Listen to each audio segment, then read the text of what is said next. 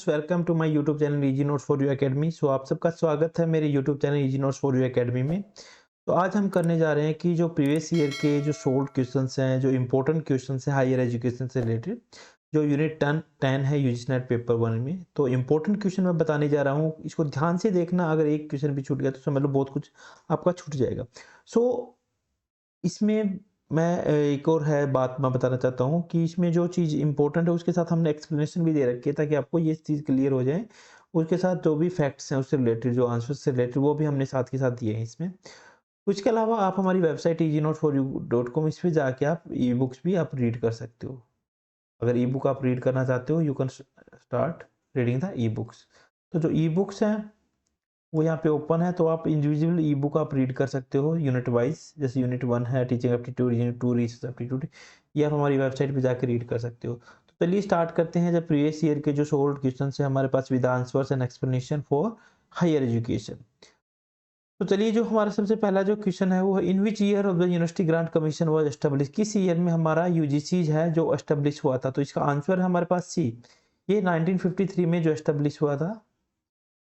उसके बाद जो हमारा नेक्स्ट आता है वो है हमारा कि another name of the basic education of नई तालीम। नई तालीम का जो बेसिक एजुकेशन का दूसरा नाम क्या है?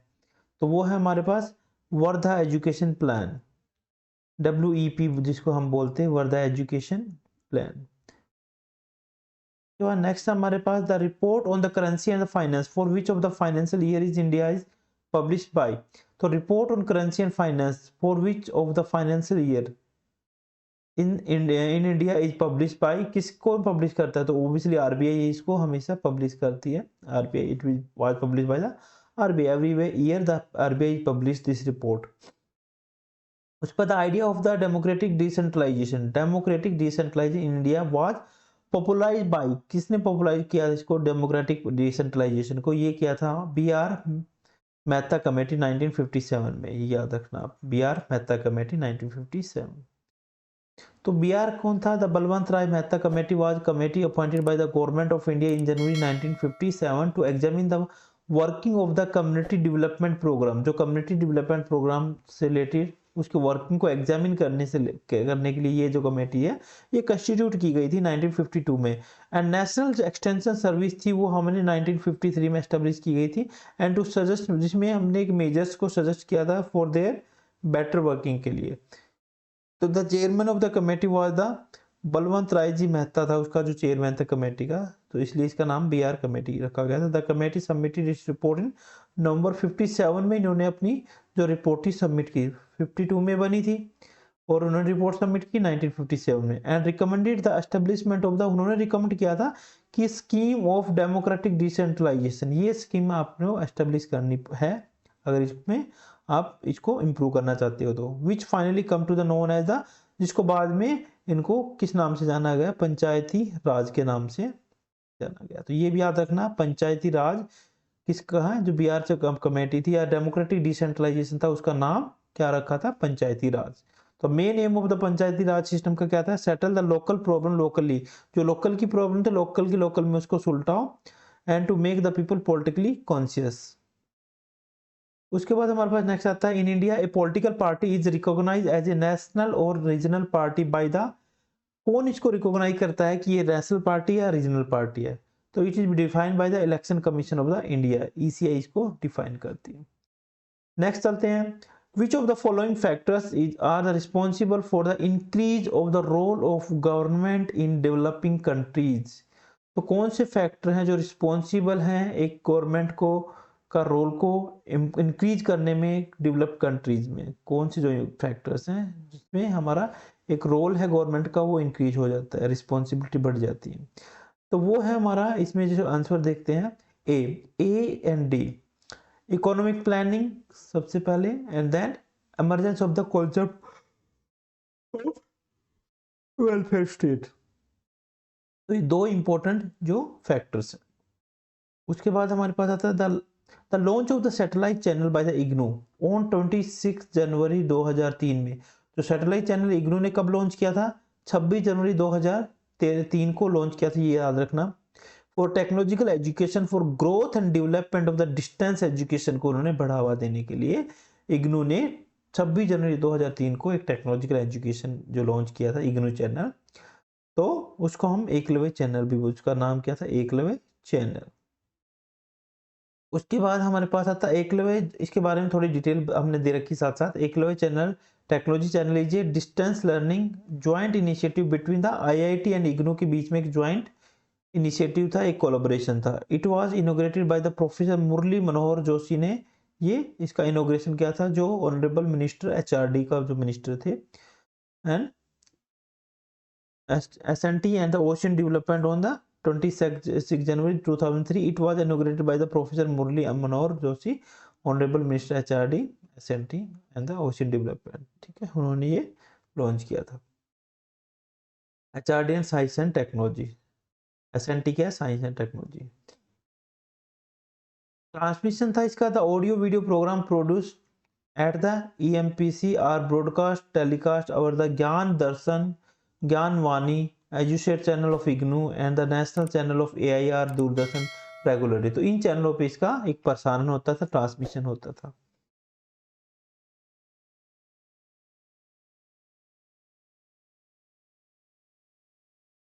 तो ज्ञान दर्शन था, Gyan Darshan offer the interesting and informative programme for the different categories of the users such as pre school kids, primary and secondary school children, college university student. तो ये ज्ञान दर्शन था, वो करता था, प्रसारण करता इन चीज़ों का। तो these programmes are contributed by major education institution. जो कौन प्रसारण करता है था इनको, IGNOU, UGC, central education council, NCERT, CIET, directorate of the adult education, IITs, TTIs, other educational development organizations. The time slots are convenient and the programs are prepared with the help of expert in the field and experienced production team. So programs from the abroad are also broadcast to offer the viewer a window to the world. तो ये ज्ञान दर्शन के बारे में था। तो ज्ञान दर्शन 1 था। तो Gyan Darshan channel, the programme include the country wide classroom produce by the centre for education council and UGC, technovision produce by the IITs and Bhasha Mandakini produce by the राष्ट्रीय संस्कृत संस्थान ने कौन सा लॉन्च किया था, भाषा मंदाकिनी। तो Bhasha Mandakini launch on the September 5, 2003 में। कब हुआ था ये भाषा मंदाकिनी, ये हुआ था September 5, 2003 में लॉन्च हुआ था अंडर भाषा मंदाकिनी के अंडर। द संस्कृत भाषा language series of the programmes are developed by, जो संस्कृत लैंग्वेज का जो प्रोग्राम डेवलप किया था, किसने किया था, राष्ट्रीय संस्कृत संस्थान, SRSS, Rashtriya Sanskrit Sansthan, in collaboration with other Sanskrit institute of the higher learning such as Rashtriya Sanskrit Vidyapeeth Tirupati, Shri Lal Bahadur Shastri Rashtriya Sanskrit Vidyapeeth Delhi and other Sanskrit institute and universities of the repute. तो Bhasha Mandakini is plan to include all language in the course of time. तो ये देखो answer के साथ बहुत सारी information हमने explanation डाली है, वो भी हम साथ के साथ बता रहे हैं, तो कुछ भी आ सकता है इसमें आपका जो रिलेटेड है। फिर उसके बाद आता है ज्ञान दर्शन 2 एंड TDCC। तो ज्ञान दर्शन 2 is devoted entirely on the interactive distance education पे इसने फोकस किया था, interactive distance education.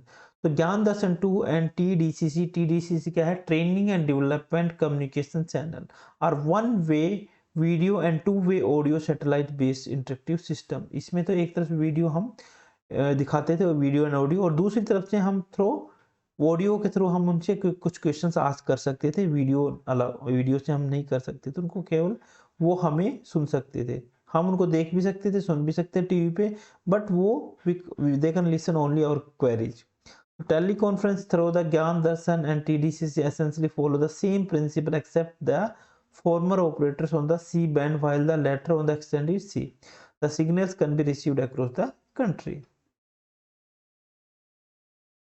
TDCC is conceived as a closed user group and was introduced in 1993. तो TDC कब लॉन्च हुआ था, 1993 में, under the edges of the DECU, ISRO के द्वारा लॉन्च किया था। Who pioneered the system of the one way video and 2 way audio। फिर उन्होंने क्या किया था, 1 way video 2 way audio उन्होंने सिस्टम लॉन्च किया, communication system for educational application. तो TDCC has 7 uplinking facilities in the country and approximately 1000 downlinks established for them। ये था ऑल अबाउट TDC और डिफरेंट जो भाषा मंदाकिनी से रिलेटेड जो इम्पोर्टेंट इंफॉर्मेशन थी, जो ज्ञान दर्शन 1 और ज्ञान दर्शन 2 एंड TDCC। उसके बाद एकलव्य टेक्नोलॉजिकल चैनल था, उससे रिलेटेड कुछ और इन्फॉर्मेशन हम जान लेते हैं क्या है। तो एकलव्य ब्रिंग्स क्वालिटी एजुकेशन, वो क्वालिटी एजुकेशन लेके आया to the students pursuing the engineering education, specially जो परस्यू कर रहे हैं उनके लिए क्वालिटी एजुकेशन कौन, एकलव्य जो लेके आए थे। तो Eklavya feature lectures of the course taught at the IIT situated at Kharagpur, Mumbai, Kanpur, Delhi, Guwahati, Roorkee and Chennai. तो ये सब आईआईटीज मिलके उनके लेक्चर्स क्रिएट करते थे एकलव्य के लिए, चैनल के लिए। देन ज्ञानवाणी, तो Gyanvani is educational FM radio था, channel was operating through the FM stations from the various parts of the country with 10 FM stations at Allahabad, Bangalore, Coimbatore से रिलीज होता था प्रसारण इसका, विशाखापट्टनम से, मुंबई से, लखनऊ से, भोपाल से, कोलकाता से, चेन्नई से and Delhi. Already on the air in the first half of the 2003 में पहले ही आ गया था, किसमें, चेन्नई एंड दिल्ली में। The network is slated to expand to a total of the 40 stations जो है इनके पास थे ज्ञानवाणी के, जो 40 स्टेशन थे। तो Gyanvani stations operate as media cooperatives with day-to-day programs contributed by various ministries, education institutions, NGO, national level institutions such as IGNOU, NCERT, UGC, IITs, ये सब मिलके वहाँ पे प्रसारण करते, उनके एक्सपर्ट थे, वो वहाँ पे लेक्चर्स वगैरह देते थे ज्ञानवाणी पे। तो इस 70 किलोमीटर की रेडियस में इसकी जो रेंज थी वो 70 किलोमीटर की रेडियस में थी। तो द ब्रॉडकास्ट जो ड्यूरेशन थी वो स्टेशन की कितनी थी, रेंज फ्रॉम 8 to 12 आवर्स। उसके बाद आईआरसी, आईआरसी क्या है, interactive radio counselling, interactive radio counselling. तो ये है इग्नू ने सेटअप किया था एंड ऑल इंडिया रेडियो ने कोलैबोरेटिव, इग्नू और ऑल इंडिया रेडियो एआईआर ने मिलके इसको शुरू किया था, जिसको इंटरेक्टिव रेडियो काउंसलिंग हम बोलते हैं। ईच संडे, हर एक संडे को 4 बजे से लेके 5 बजे के बीच में आईआरसी अवेलेबल होता था 189 रेडियो स्टेशन के ऊपर। The programme was produce in Hindi and English and the AI station broadcast IRC in the language suited for their region, तो रीजन के अकॉर्डिंग वो उनको रिलीज करते थे।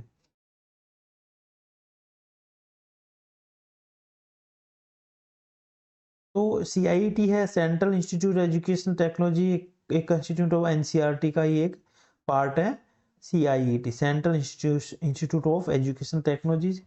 सीईसी क्या है, consortium of educational communication. TTTIS है, टेक्निकल टीचर ट्रेनिंग इंस्टीट्यूट्स। फिर GSAT-3 also known as EduSat was a communication satellite which was launched on the 20 September। कब लॉन्च हुआ था GSAT, ये 20 सितंबर 2004 को लॉन्च हुआ था by the Indian space research organisation, ISRO के द्वारा ये सेटअप किया गया था। तो EduSat is the first Indian satellite built exclusively to serve the educational sector, को सर्व किया गया था स्पेशली ये। It is mainly intended to meet the demand for an interactive satellite based distance education system for the country। तो EduSat carries 5 KU bands transponders providing sport beams, 1 KU band transponder providing a national beam and the 6 extended C। Technical ज़्यादा हो गया ये, हम basic size में जान लेते हैं। उसके बाद जो नेक्स्ट क्वेश्चन आता है हमारा, match list 1 with the 2, select the correct answer from the code given below. List 1 institution they रखा है, लिस्ट 2 लोकेशन दे रखा है। अब सबसे पहले हमें जानना है कि कौन सा जो इंस्टीट्यूशन है, सॉरी, वो कहाँ सेटअप है। तो यहाँ पे देखो, Indian council for historical research है, ये एक पहला पता लगा लो, अपने आप पता लग जाए, ये सबको पता है, ये तो हमारा दिल्ली में सेटअप है। तो पहले का दूसरा, तो प्रोबेबिलिटी देख सकते पहले का दूसरा किस किस में है। अब ए का दूसरा एक तो इसमें है, तो ए का दूसरा इसमें भी है और इसमें भी है।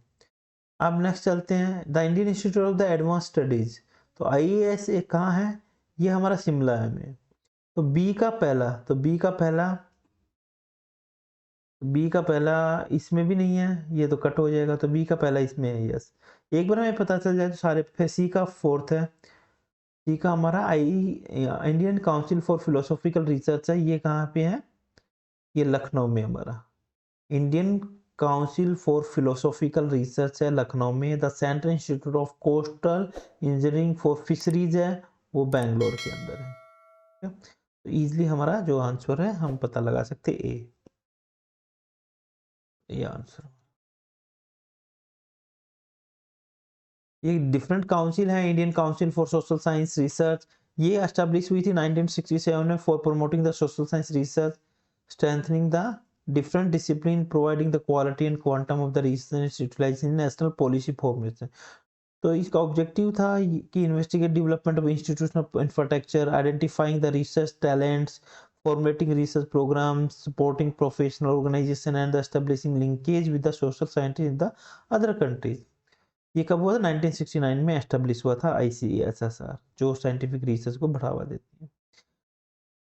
उसको Indian council for philosophical ICPR जो हुआ था, लॉन्च हुआ था 1977 में, ministry of education, government of India and autonomous organise for the promotion of the research in philosophy and allied discipline. तो ICPR was born out of the conviction that Indian philosophy tradition deserve to have exclusive and special agency in the country। तो हमने ऊपर पढ़ा था ICPR कहाँ पे जो setup है, जो ICPR अभी मैंने करवाया था, ऊपर आप देख सकते हो। जो ICPR है हमारा, जो वो सेटअप है इसमें लखनऊ में। उसके बाद हमारे पास आता है project for history of Indian science philosophy and culture, PHISPC। It means project of history of Indian science philosophy and culture. ये एस्टेब्लिश हुआ था, लॉन्च हुआ 1919 में, under the edges of the Indian council of the philosophical research, ICPR के under ही ये launch हुआ था। इसका बेसिक जो ऑब्जेक्टिव था वो था interdisciplinary study, so that inter connection between science philosophy and culture के बीच में एक डिसिप्लिनरी इंटरकनेक्शन बन जाए।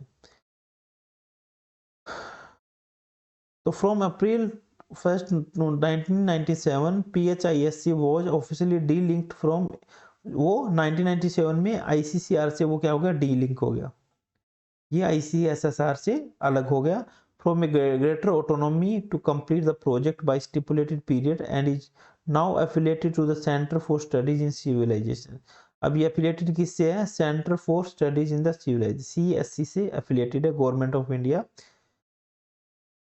तो उसको जो नोडल एजेंसी माना जाता है।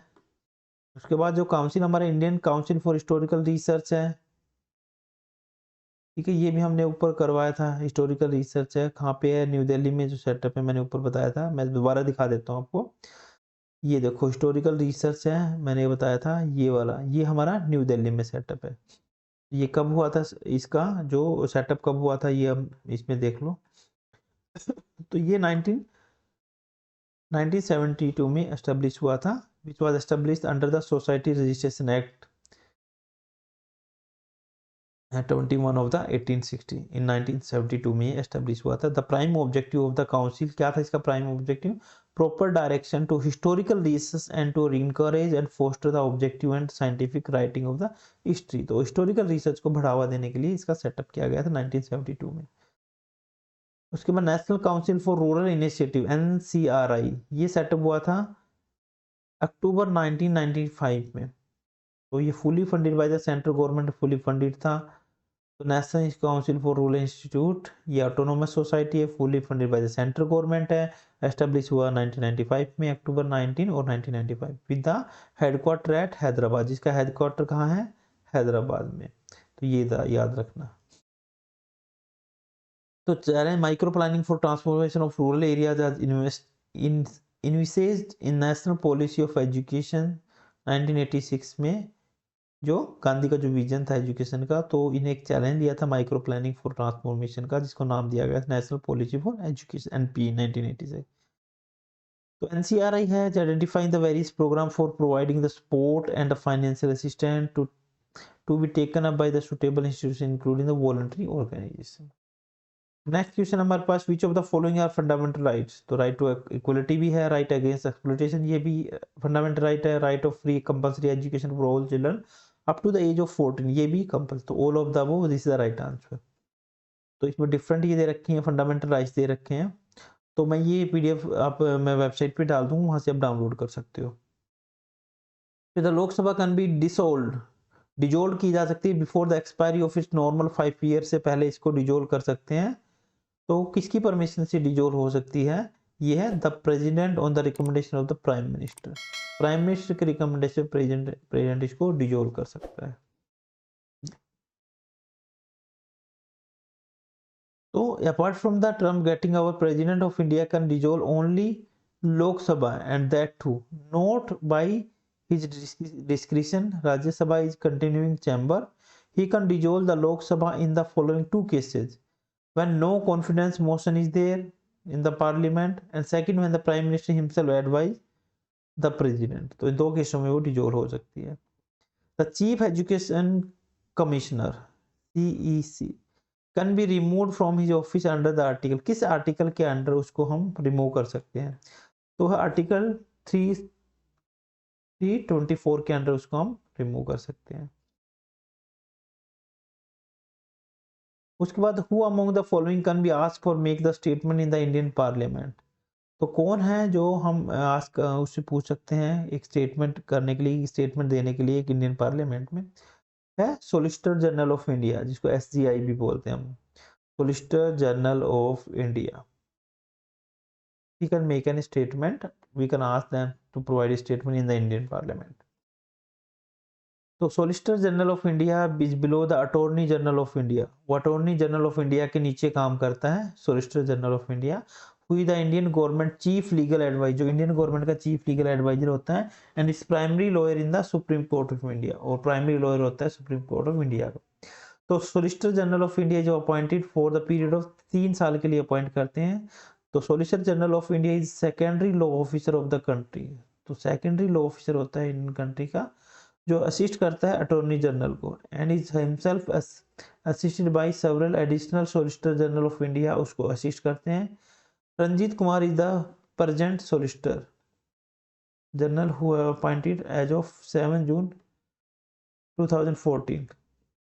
Like the Attorney General of India, the Solicitor General and the Additional Solicitor General advise the government and appear on the behalf of the Union of the India in terms of the law officer rules 1952. तो आप ये भी देख लेना, आप फिलहाल कौन है आप सर्च कर लेना गूगल पे, अभी में भी चेंज हो गया हो वो आप सर्च कर लेना. तो इससे रिलेटेड और भी इंफॉर्मेशन है, मैं शेयर कर दूंगा, उसमें आप पढ़ सकते हो.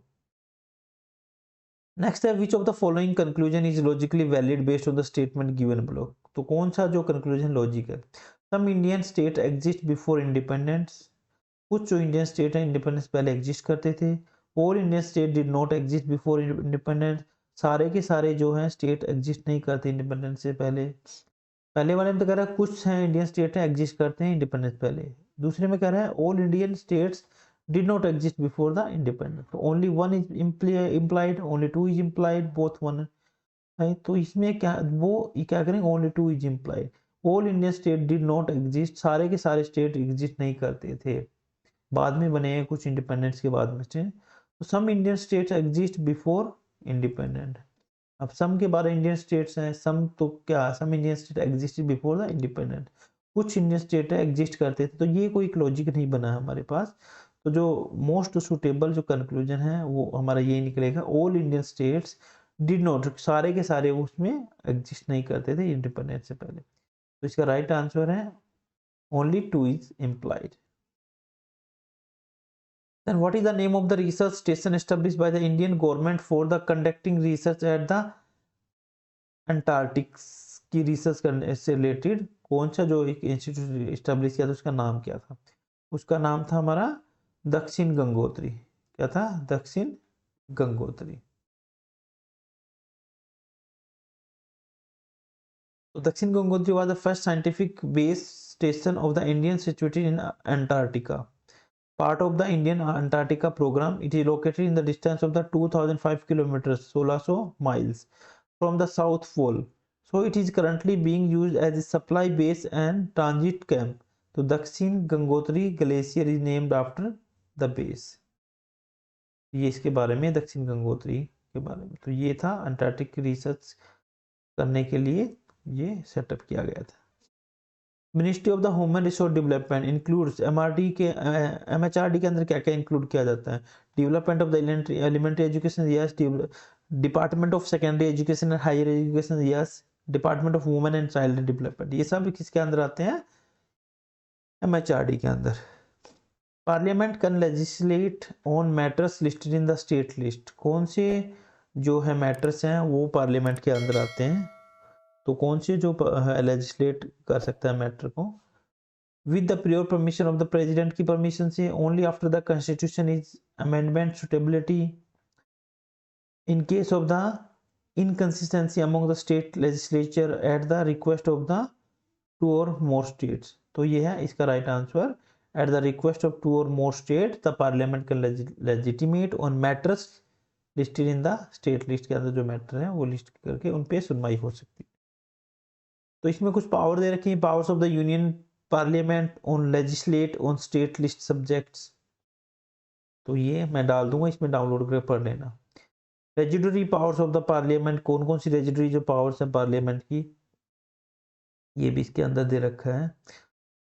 exclusive power of the Rajya Sabha, like that as per the article 249 the Rajya Sabha can pass a resolution by 2/3 majority of its members की जो 2/3 majority है तो वो राज्य सभा में अपना रेजोल्यूशन पास कर सकते हैं। such as resolution empower the parliament to legislate on such state subject for the period of 1 year। the Rajya Sabha also has the power to create one or more new all India service by passing a resolution with 2/3 majority of the member, 2/3 की majority से वो पास कर सकते हैं कोई भी resolution है। It can D continue and existing, उससे क्या होगा जो एग्जिस्टिंग ऑल इंडिया सर्विस है वो डिसकंटिन्यू हो जाएंगे और जो न्यू वाली है वो शुरू हो जाएगी। विच of the following institution in the field of the education is setup by the MHRD, MHRD ने कौन सा इंस्टीट्यूशन सेटअप किया था? Indian council for world affair new Delhi, mythic society Bangalore, national बाल भवन new Delhi, all India international centre new Delhi. तो जो education के फील्ड में जो एमएचआरडी ने सेटअप किया था वो था हमारा नेशनल बाल भवन न्यू दिल्ली। तो located at Kotla road near ITO के पास ये न्यू दिल्ली में सेटअप है। It caters to children between the age group of the 5 से 16 के बीच में इनको सर्व करता है। तो बाल भवन is an autonomous body under the ministry of human resource development approved by the बाल भवन board in the 127th meeting held on 9 अक्टूबर 1995 में जो मीटिंग हुई थी उसमें इसका क्या किया गया, इसमें अप्रूव किया गया with the approval of the ministry of MHRD के अप्रूवल से, डिपार्टमेंट ऑफ एजुकेशन से अप्रूवल से ये सेटअप हुआ। तो ये इंपॉर्टेंट एक्सप्लेनेशन दे रखे डिस्क्रिप्शन, ये बहुत इंपॉर्टेंट आप सबके लिए। The University Grant Commission was constituted on the recommendation of, किसकी रिकमेंडेशन से जो यूजीसी एस्टेब्लिश हुई थी वो हुई थी doctor Sarvepalli Radhakrishnan commission. Which of the following articles of the Constitution of India safeguard the rights of minority to establish and run education institution on their own linking? तो किस आर्टिकल के अंडर है, किस कॉन्स्टिट्यूशन के अंडर है एक safe guard का right provide करती है माइनॉरिटीज को क्यों एस्टेब्लिश कर सकते हैं education institution with their own liking, खुद की लाइकिंग से। तो वो अंडर सेक्शन है 30, आर्टिकल 30 के अंडर। उसके बाद है आर्टिकल 30 से रिलेटेड जो इंफॉर्मेशन है वो आपको यहाँ दे रखी है, यहाँ से आप पढ़ सकते हो आर्टिकल 30 से रिलेटेड। तो इसमें सारे के सारे जो आर्टिकल्स हैं वो दे रखे हैं, जैसे article states for the name and territory of India, article 3 new states formation alteration of boundaries, article 13 laws inconsistent with और derogation of the fundamental rights, article 14 tells about the equality before law, property known as the right to equality। 15 है ये prohibition of the discrimination, 16 है equality और case of the public employment, 17 article है abolition of and untouchability, 18 abolition of titles, 19 protection of the certain rights to freedom, 19A freedom of speech and expression, 19B right to peaceful assembly, 19C freedom of association, 19D right to move freely through India, 19E freedom of settlement and residence, 19F omitted as a fundamental rights, 19G tells about the freedom of the practice by the profession, occupation, trade or business. Now 21 rights of life and personal liberty, 21A right to education, 23 prohibition of the human trafficking and the forced labor, article 24 tells about the prohibit of the child labor, 25 freedom of the practices and propagate the religion freely, 29 protection of the interest of the minorities, 32 remedies of the enforcement of the fundamental rights including the writs, 44 uniform civil code, 50 separation of judicial from the executive, 51 promotion of the international peace and security, 51A fundamental duties, 72 powers of president of grant pardons, 76 attorney general of India, 78 duties of the prime minister, 85 tell about the session of parliament, prorogation and the dissolution, 93 the speaker and deputy speaker of Lok Sabha, 100 voting in the houses, 105 powers privileges of members of parliament, 106 salaries and allowances of the members of parliament, 108 joint sitting of both houses of parliament, 190 109 and 1110 tell about the money bills, 112 budget, 123 president power to promulgate ordinance while parliament in recess, 127 appointment of the ad hoc judges in the Supreme Court, 139 Supreme Court power of the issue of the certain writs, 141 Supreme Court in law building of all courts, law bindings on all courts, 148 to 149 Comptroller and Auditor General of India, जिसको CAG बोलते हैं हम, 155 appointment of governor, 161 power of governors to grant pardon, 165 Advocate General of State, 167 duties of the Chief Minister, 224 appointment of additional and acting judge in the High Courts, 224A tells about the appointment of the retired judge in the High Courts, 226 powers of the High Courts to issue writs. तो बहुत सारे articles हैं इसमें, आप इसमें देख भी सकते हो. 280 finance commission, 312 all India services, 324 election commission, 335 SC and ST claims to services and post, 343 official languages, 352 national emergency, 356 president rule in case of the failure of the constitutional machinery in the states. Then 360 tells about the financial emergency, 368 power of the parliament to amend of the constitution, and article 370 tell about the temporary provisions with respect to the state of the Jammu and Kashmir. So these are the some articles related to the parliamentary and the various commissions. Now next the match list institutions with the functions. तो parliament का function क्या होता है? स्कैग का function, ministry of finance का, executive department का. तो parliament का फंक्शन क्या होता है? लेगिस्लेटिव ऑफ एक्सपेंडिचर या इम्प्लीमेंटेशन ऑफ बजट या इनेक्टमेंट ऑफ द बजट या फॉर्मुलेशन ऑफ द बजट. अब ये देखो, सबसे पहले हमारा जो पार्लियामेंट है इसमें जो क्या नाम है,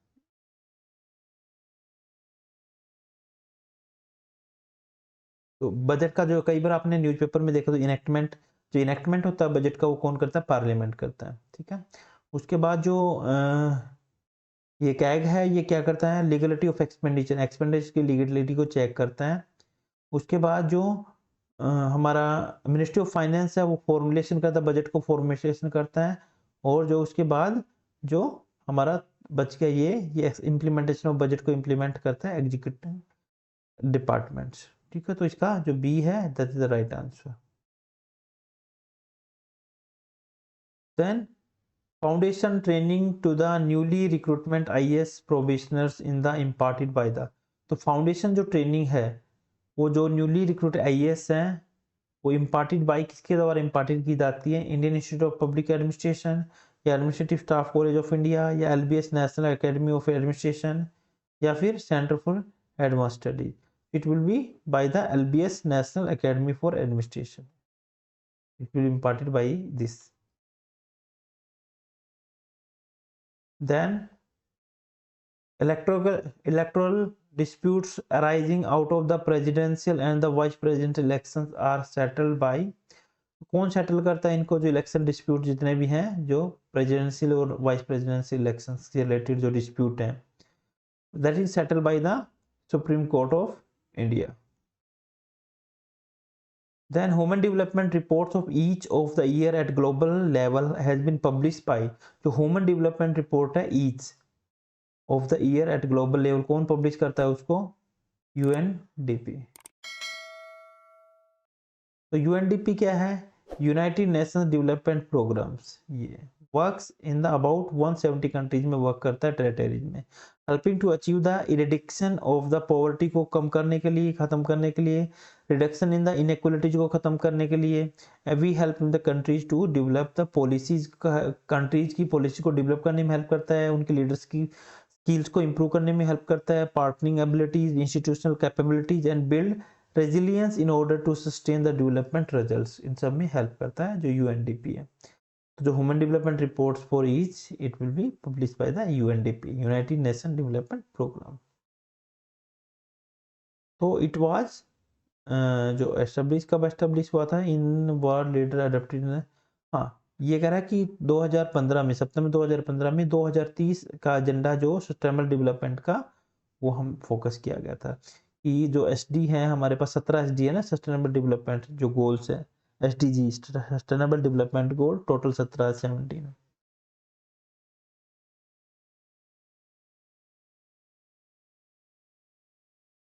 ये इसमें रिलेटेड है, आप पढ़ लेना, मैं इसमें दे दूंगा पीडीएफ आपको। Value education makes a students, तो एक वैल्यू एजुकेशन है स्टूडेंट को क्या बनाती है, गुड सिटीजन, ठीक है, गुड सिटीजन। उसके बाद फटाफट करते हैं, टाइम बहुत ज़्यादा हो, वैल्यू एजुकेशन के बारे में हम यहाँ से पढ़ सकते हो, लिविंग वैल्यूज एजुकेशन प्रोग्राम है LVEP, तो इसको हम ब्रह्मा कुमारी वर्ल्ड स्पिरिचुअल के नाम से भी यूनिवर्सिटीज है वो। तो this project of world wide proportions inspired by the new religion movement called the Brahma Kumaris World Spiritual University incorporate 12 values: unity, peace, happiness, hope, humility, simplicity, trust, freedom, cooperation, honesty and courage and love। तो ये इनकी जो ब्रह्म कुमारी ने incorporate की थी, जो 12 values के ऊपर, तो वो फोकस किया था, that is the religious movement.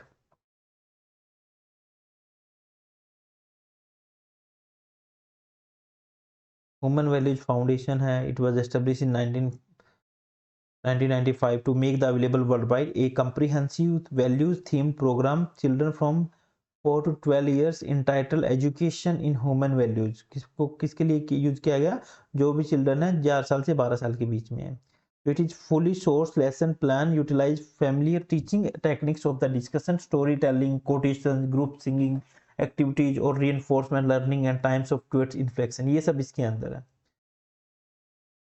तो जो EVF है, जो ह्यूमन वैल्यूज फाउंडेशन है, आप कह सकते हो ह्यूमन वैल्यूज है, तो second programme was publish in the social and emotional education, social emotion C primary for age. तो पहला तो उनको जो प्रोग्राम था वो था हमारा कंप्रीहेंसिव वैल्यूड थीम, और जो 4 से 12 के बीच में था। दूसरा जो उनका था वो था C programme, social and educational programme, वो था 12 से 14 साल के बच्चों के लिए, but it has been proved constructive for the older children identified as likely to benefit from help getting their lives back on track. The program enables children and young people to explore and put into the practice. Networking of libraries through the electric media is known as InfluBnet, से नाम से जानते पता हो, InfluBnet जो library में आप शोध गंगा भी है, वो भी एक InfluBnet है। तो हर एक लाइब्रेरी की जो थीसिस है आपको वहाँ मिल जाएंगे, हर यूनिवर्सिटी से कनेक्ट, तो InfluBnet बोलते हैं उसको। जो लाइब्रेरी का नेटवर्क है उसको हम इंटरनेट इलेक्ट्रॉनिक मीडिया से कनेक्ट करते हैं, दैट इज द InfluBnet। तो ये आप इसमें देख सकते हो इन्फॉर्मेशन, जो इम्पोर्टेंट इन्फॉर्मेशन मिल जाएंगे वो आप इसमें देख सकते हो। तो the universities which telecast interactive educational programme through its own channel, कुछ यूनिवर्सिटी खुद के चैनल से टेलीकास्ट करती हैं इंटरेक्टिव एजुकेशन प्रोग्राम को, तो वो कौन सी है, IGNOU, Indira Gandhi national open university. The government establish the University Grant commission by an act of parliament, किस पार्लियामेंट के एक्ट के अंडर जो गवर्नमेंट है वो यूजीसी जो एस्टेब्लिश की थी गवर्नमेंट ने, किस एक्ट के अंदर की थी, दैट वाज द 1956। तो universities having central campus for imparting education और कोल्ड, उनको क्या बोलते हैं, सेंट्रल यूनिवर्सिटीज। तो मेरी भी एजुकेशन है सेंट्रल यूनिवर्सिटीज से है। The first Indian satellite for serving the education sector is known, जो फर्स्ट जो इंडियन सैटेलाइट है जो एजुकेशन सेक्टर के लिए थी कौन सी है, मैंने ऊपर भी बताया था आपको, वो हमारी एजुसेट, एजुकेशन सैटेलाइट के नाम से जाना जाता है। तो पहली सैटेलाइट गवर्नमेंट ने लॉन्च की थी, first Indian satellite service. Exclusive education channel of IGNOU is known as, जो एक्सक्लूसिव जो एजुकेशन चैनल इग्नू का उसको किस नाम से बोलते हैं हम, वह ज्ञान दर्शन। The headquarter of the Mahatma Gandhi अंतरराष्ट्रीय हिंदी विश्वविद्यालय कहाँ पे सिचुएटेड है, MGAHV, जो कहाँ पे सिचुएटेड है, ये है हमारा वर्धा में सिचुएटेड है, वर्धा।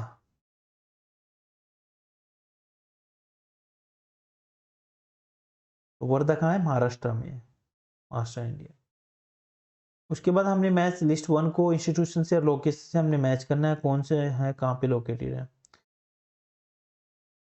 तो central institute of the English है, फिर ग्रामोदय विश्वविद्यालय है, then central institution of higher Tibetan studies, and then IGNOU. अब मेरे ख्याल से central institute of higher Tibetan studies मेरे ख्याल से धर्मशाला में, महाराष्ट्र हिमाचल में हो सकता है, धर्मशाला में। सी का फोर्थ, चलो तुक्का लगाते हैं, सी का फोर्थ, सी का फोर्थ लग तो गया लेकिन 2 में है, चलो आंसर ए हमें पता लगी गया, सी का फोर्थ है, एक इसमें भी था। इसके बाद हम नेक्स्ट देखते हैं। अब इसमें देखो सेंटर फॉर जो तिब्बतन जो स्टडीज है वो लगभग हिली एरिया या धर्मशाला जो हिमाचल प्रदेश में मिलेगा आपको। इग्नू है, डी का हम पता लगे न्यू दिल्ली में, ये 2 चीजें पता लग गई। अब डी का हमारा क्या तीसरा, तो इसका मतलब यही ऑप्शन सही रहेगा। तो ए का दूसरा है हमारे पास, ए है सेंट्रल इंस्टीट्यूट ऑफ इंग्लिश, ये हैदराबाद में सिचुएटेड है। ग्रामोदय विश्वविद्यालय है ये चित्रकूट एंड फॉरेन लैंग्वेज है, चित्रकूट में, बी का 1। ये आंसर ए इसका राइट है। फिर उसके बाद aim of the vocational education का जो एम क्या है, उसका एम है making the liberal education job oriented. Vocational education study इसलिए स्टार्ट की गई थी ताकि जॉब मिल जाए लोगों को, स्किल उनके अंदर इम्पार्ट हो जाए, ताकि स्किल बेस्ड एजुकेशन है, कुछ हाथ का काम सीख सके। NAAC is a autonomous institution under the एजीज, तो नैक यूजीसी करती है, आप सबको पता है। नैक एग्रीगेटेड जो भी यूनिवर्सिटी A+, A++ होता है, जो नैक एग्रीगेटेड वो यूजीसी के अंडर आता है NAAC. National council for women education was establish, कब एस्टेब्लिश हुआ था, जो हमारा NCWE था, NCWE, जो NCWE एस्टेब्लिश हुआ था वो हमारा हुआ था 1958 में।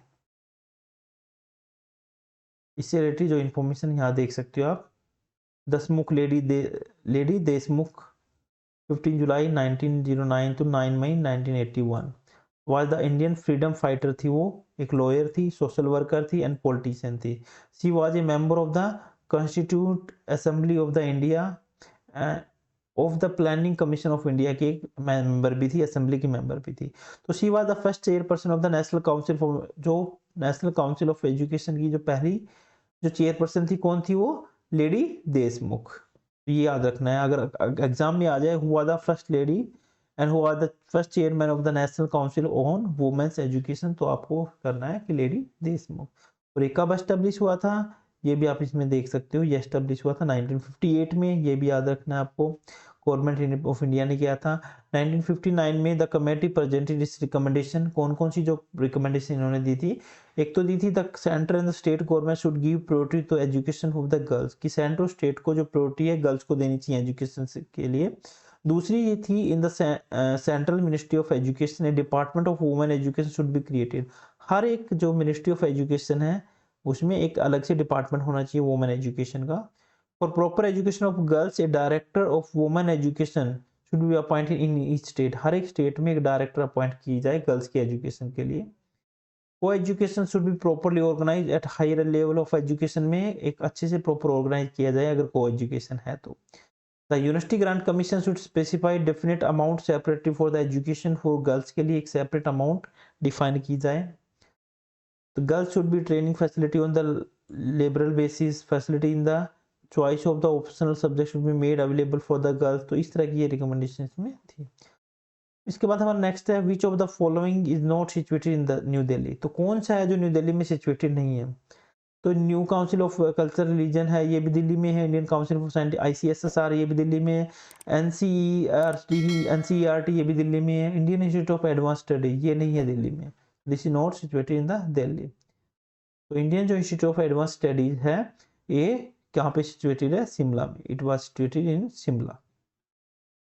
was setup by the ministry of education, government of India ने सेटअप किया था इसको। IAS को कब किया था, IAS को 1964 में। एंड स्टार्टेड फंक्शनिंग कब स्टार्ट की, 1965 में। एस्टेब्लिश कब हुआ, 1964 में। तो ये इंपॉर्टेंट चीजें भी इसके साथ मैं बताता जा रहा हूँ डिस्क्रिप्शन में। Autonomy in higher education imply freedom in, तो ऑटोनॉमी है हायर एजुकेशन में किस चीज की फ्रीडम को इम्प्लाई करती है, वो एडमिनिस्ट्रेशन का या पॉलिसी मेकिंग का या फाइनेंस का या curriculum to development. Curriculum development है ये आएगा इसमें। तो हर एक यूनिवर्सिटी जो ऑटोनॉमस यूनिवर्सिटी है, बॉडी है, वो अपना करिकुलम खुद डेवलप कर सकती है। देन मैच लिस्ट 1, इंस्टीट्यूशन और लोकेशन से हमें मैच करना है। डॉक्टर हरी सिंह गौड़ यूनिवर्सिटी कहाँ पे है, SNDT यूनिवर्सिटी कहाँ पे है, MS यूनिवर्सिटी कहाँ है, JN व्यास यूनिवर्सिटी कहाँ है। तो doctor Hari Singh Gour university I think it is in Mumbai. A का पहला नहीं, नहीं ये है सागर में, ये तो सागर मध्य प्रदेश में होता है, हरी सिंह गौड़ यूनिवर्सिटी सागर में। तो ये है इसका आंसर। बी हमारा है ये SNDT यूनिवर्सिटी है, ये बता रहा है कि मुंबई में सिचुएटेड है। सी है जो हमारा ये है बड़ौदा में, MS यूनिवर्सिटी है बड़ौदा में सिचुएटेड है। और SN व्यास यूनिवर्सिटी है ये जोधपुर में है।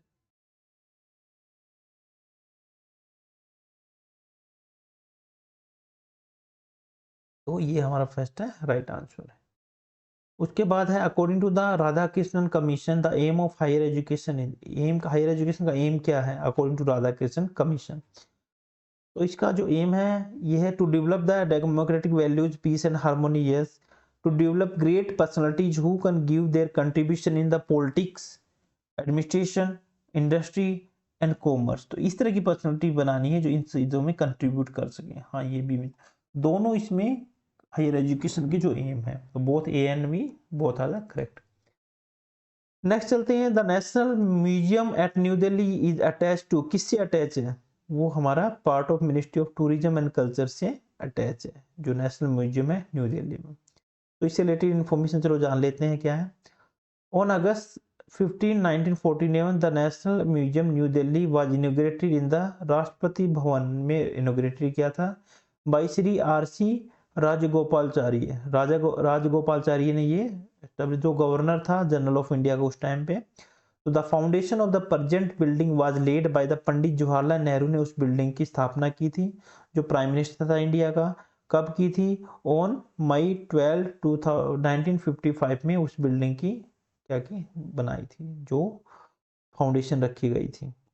The first phase of the national museum building was formally inaugurated by the doctor Sarvepalli Radhakrishnan ने इसको इनोग्रेट किया था। कब किया था, जो वाइस प्रेसिडेंट थे उस टाइम इंडिया का, दिसंबर 18 1960 में। The second phase of the building was incompleted in 1989 में, जिसका सेकेंड फेज कंप्लीट हुआ था। तो ये इससे रिलेटेड इंपॉर्टेंट इंफॉर्मेशन है, म्यूजियम से रिलेटेड है, तो ये आ सकती है, आपको याद रखना है कि जो 1949 में जो नेशनल म्यूजियम न्यू दिल्ली का इनॉग्रेटेड किया था, राष्ट्रपति भवन के अंदर किया गया था। उसके बाद उसकी बिल्डिंग बना दी गई थी, वो जो पंडित जवाहरलाल नेहरू ने बिल्डिंग किया था उसका इनोग्रेशन किया था 1955 में। जो फर्स्ट फेज था उसका जो इनोग्रेशन किया था वो सर्वपल्ली राधाकृष्णन ने किया था, जो वाइस प्रेसिडेंट थे उस टाइम। और जो दिसंबर 18 1960 की बात है।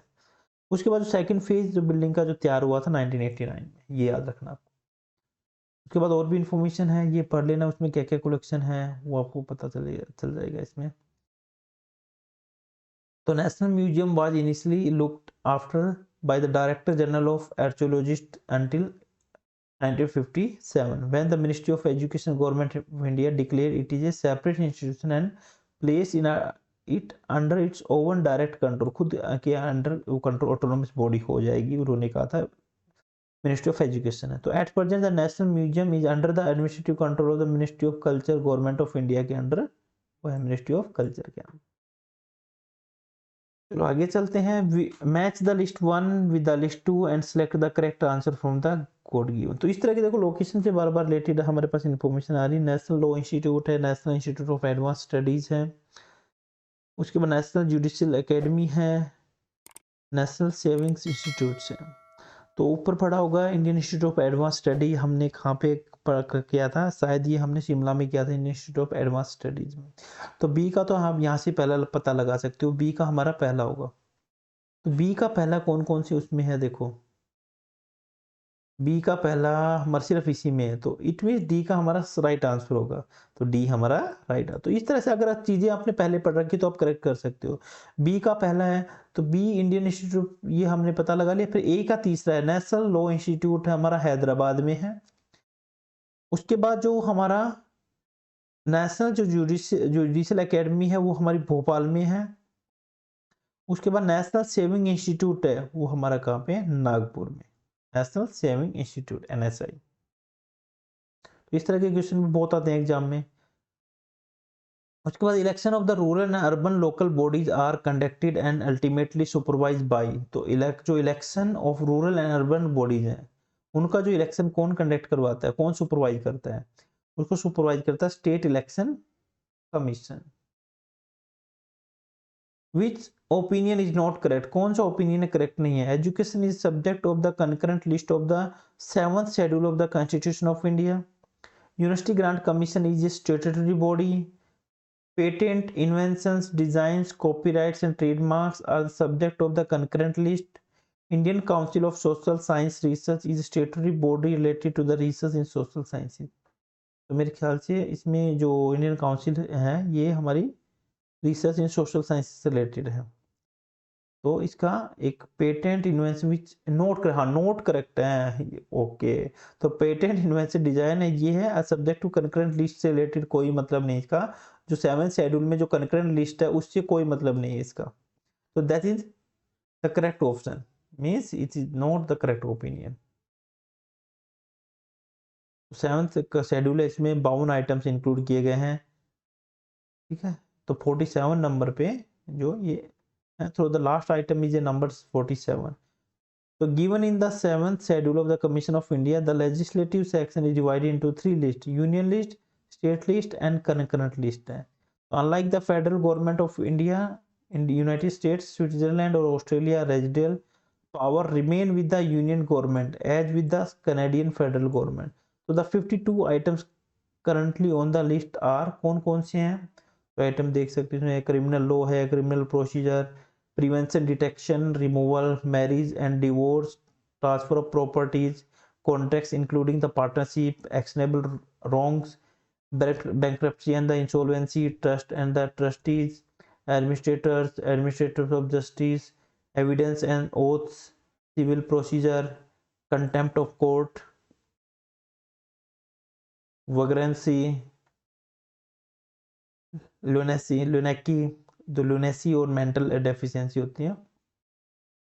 Lunacy is a mental deficiency, prevention of the cruelty of to animals, forest, 17B है protection of the wild animals and birds, adulteration, drugs and poisons, economic and social planning, a population control and family planning, commercial and industrial monopolies, combines and the thrust, trade unions, industrial labor disputes, social securities, welfare of labor, education, legal and medical and other profession, relief and the rehabilitation, charities and charitable institutions, prevention of the extensions, vital statistics, ports, shipping and navigations, trade and commerce, foodstuffs including the editable oil seeds आ जाएंगे, और the products of the any industries where the control of sustained by the union is declared by the parliament. Cattle fodders हो गए, raw cottons, raw jute. Then 33A है weights and the measure, 34 है price control, 35 number है mechanical propelled vehicles, factories, boilers, electricity, newspaper, books and printing presses, archaeologist sites, then custody management, disposal of the property, acquisition and reacquisition of property, recovery in a state of the claims in respect of taxes and the other public demands, stamp duties, inquiries and statistics, jurisdiction and powers. The Kothari Commission in the reports was entitled on the education. तो ये हमारे पास जो next question आ गया, the Kothari commission report. ये सारी हमने list 46 ऊपर बता दी। इनमें से आप कुछ भी पूछी जा सकती है कि कौन सा जो है हमारा शेड्यूल 7 में लिस्ट 3 में कौन सा इंक्लूड है करंट लिस्ट में। The Kothari commission report was entitled on, जो कोठारी कमीशन की रिपोर्ट किसके ऊपर बेस्ड है? Education and national development, learning to be adventure, diversification of education, education socialisation in the democracy. I think it's based on the education and national development. Yes, it is based on the education and national development. उसके बाद which of the following is not A dual mode university. Dual mode university कौन सी नहीं है? Delhi university, Bangalore university, Madras university, Indira Gandhi national open university. Dual mode में जो online भी education दे रही है, ऑफलाइन भी दे रही है, मतलब ओपन से भी कर सकते हो, डिस्टेंस से भी और रेगुलर भी।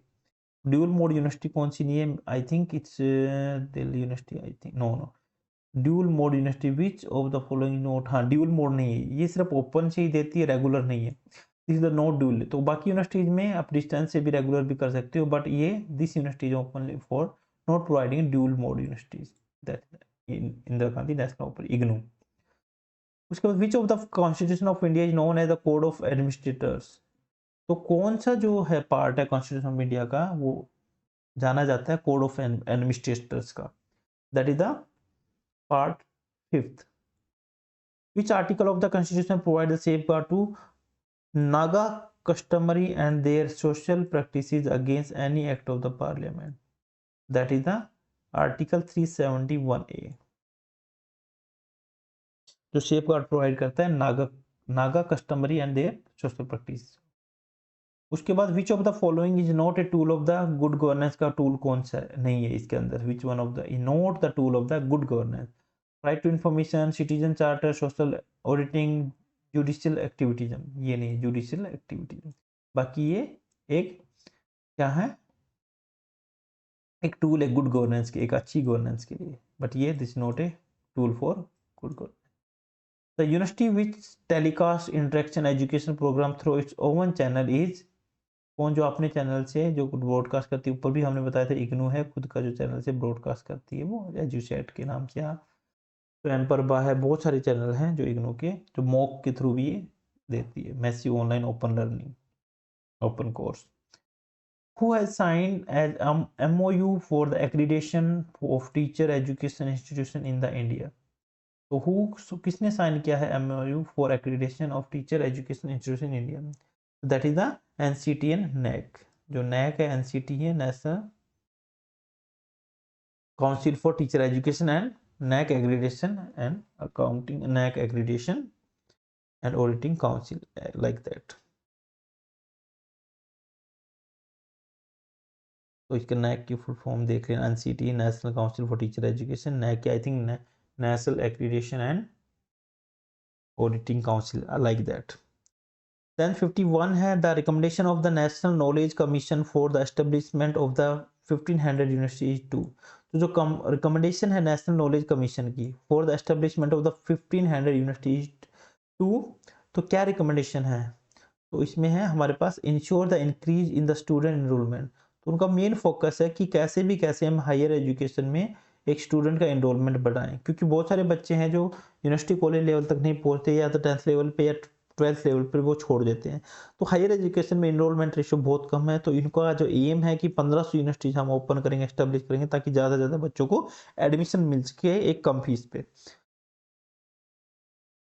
According to the article 120 of the Constitution of India, the business in Parliament shall be transacted in, जो बिजनेस है पार्लियामेंट में किसके थ्रू ट्रांजेक्टेड होगा? वो इंग्लिश एंड हिंदी बोथ, दोनों के अंदर आप कोई भी वहां पे अपना कम्युनिकेशन हेल्ड कर सकते हो। Which of the following is more interactive and the student centric? कौन सा मोर इंटरेक्टिव है? Seminar, workshop, lecture, group discussion. तो हमेशा जिसमें मोर पार्टिसिपेशन या आइडिया जनरेट होता है, that is group discussion, that is more participative and more activities are included in the group discussion. The parliament in India is composed of, जो parliament India में किस कौन कौन चीज जो है जो कंस्टिट्यूट करती हैं, कौन कौन चीजें जो मिलके उसको एक कंपोज करती हैं, कंस्टिट्यूट करती है पार्लियामेंट को। तो इसमें लोकसभा, राज्यसभा एंड प्रेसिडेंट, ये तीनों मिलके क्या बनाते हैं, तीनों से हमारा बनता है लोकसभा, राज्यसभा, इनसे पार्लियामेंट बनता है। के बाद the enrolment in higher education India is contributed both by the formal system of education and by the system of the distance learning।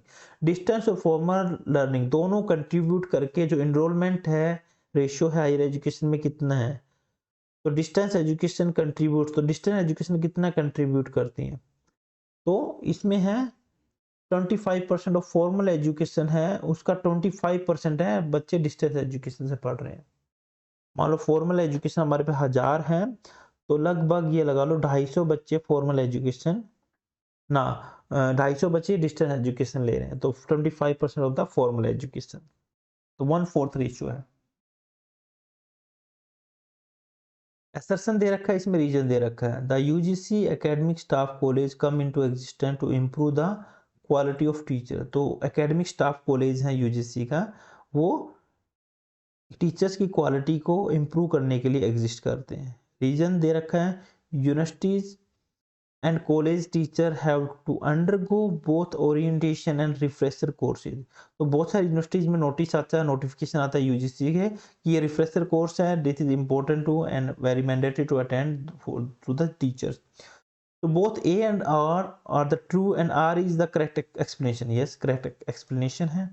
जो यूजीसी जो इम्प्रूव होगी क्वालिटी ऑफ टीचर किससे होगी, वो both orientation and refresher course है, ये directly related to the quality of teachers, improving the quality of teacher। तो both A and R is the correct and R is the correct explanation।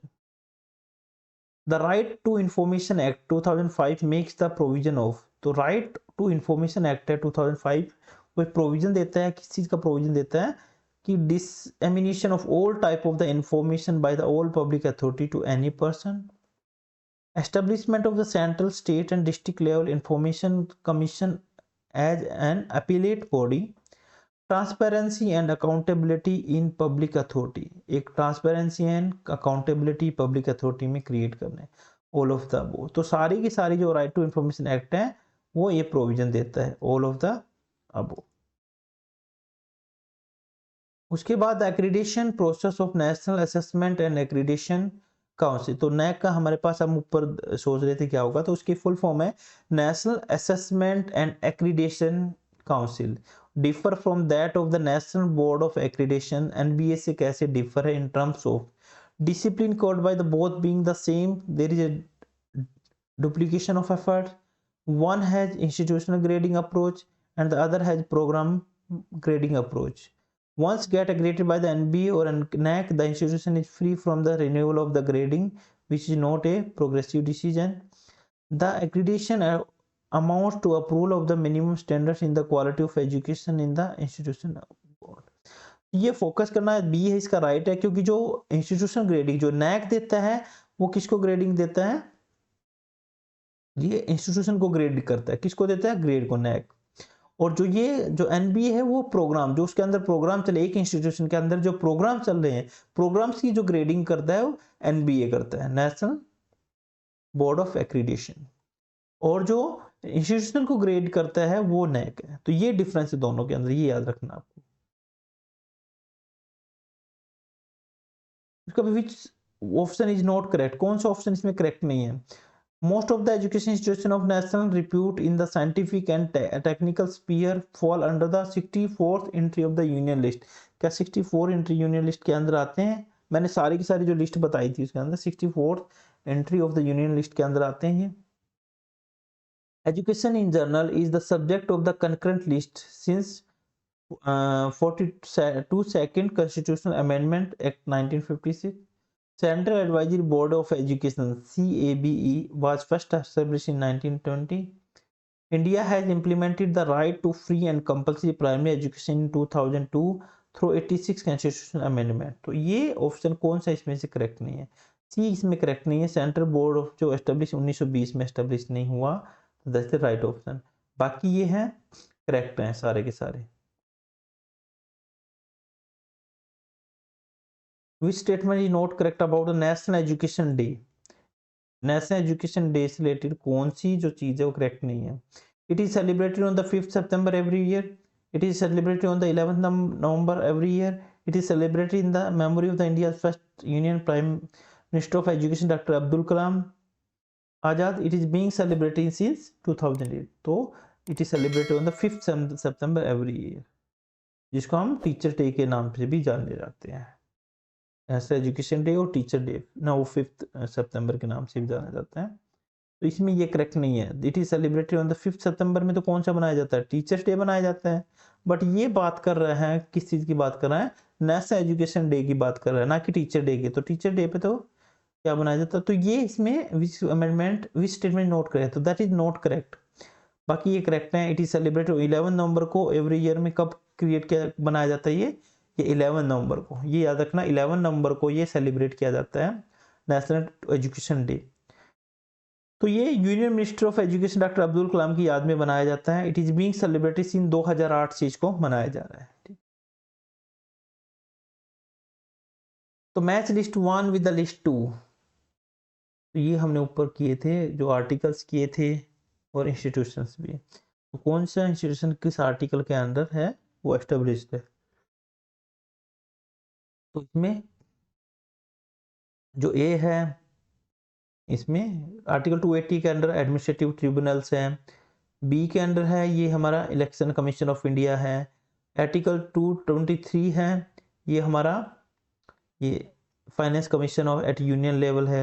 जो article 315 है ये हमारा union public service commission है। तो ये इसका राइट आंसर है। तो जो हमारा यूनियन पब्लिक यूपीएससी है वो किस आर्टिकल के अंदर एस्टेब्लिश है? वो article 315। Deemed university declared by the UGC under section 3 of the UGC Act 1956 are not permitted to। जो deemed university declare की गई UGC under section 3 of the UGC Act है वो किस चीज के लिए permitted नहीं है? Offer programs in higher education and issue the degrees। तो ये ऑफर प्रोग्राम कर सकती हैं कोई भी हायर एजुकेशन, वो डिग्री भी इशू कर सकती हैं। Give affiliation to any institution of higher education को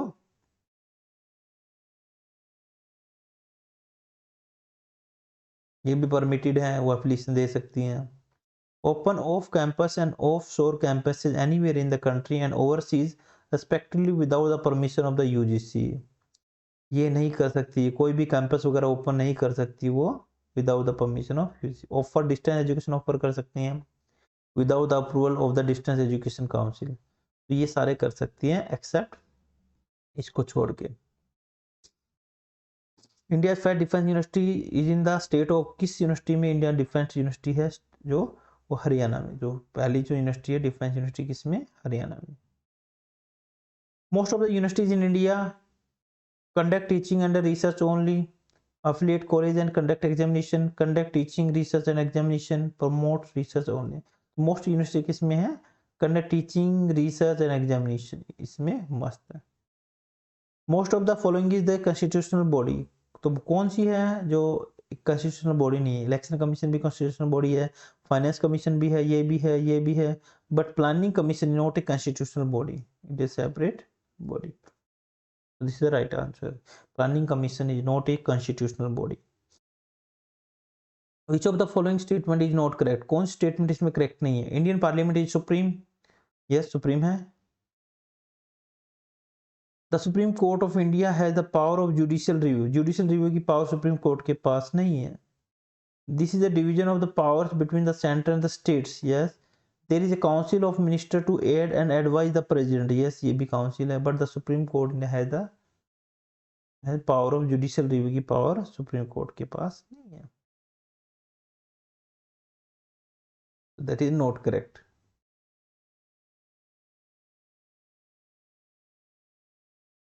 Which of the following statement reflect the republic character of the Indian democracy? Republic character of Indian democracy. तो कौन सी जो स्टेटमेंट रिफ्लेक्ट करती है वो रिपब्लिक कैरेक्टर को, इंडियन डेमोक्रेसी को? रिटर्न कॉन्स्टिट्यूशन, जो उसका लिखा हुआ कॉन्स्टिट्यूशन है। No state religion, devolution of power to local government institution, या इलेक्टेड प्रेसिडेंट एंड डायरेक्टली और इंडिविजुअली इलेक्टेड पार्लियामेंट। तो ये है जो रिफ्लेक्ट करती है हमारी republic character of Indian democracy को।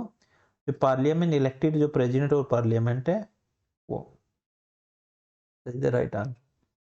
Who among the following appointed by the governor can be removed by only the president of India?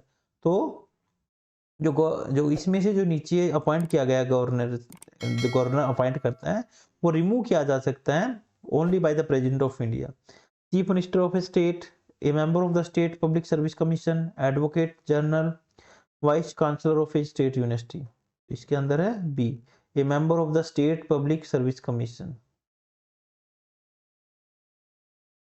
that can be removed only by the president of India। उसके बाद the first open university in India was set up in the state of, जो पहली जो open university है, the first open university in India was set up in the state of, पहली open university वो आंध्र प्रदेश में set up हुई थी। Most of the universities in India are funded by, कौन फंडेड करता है, तो यूनिवर्सिटी ग्रांट कमीशन, ये याद है, यूजीसी इनको फंडेड करती है सब यूनिवर्सिटीज को।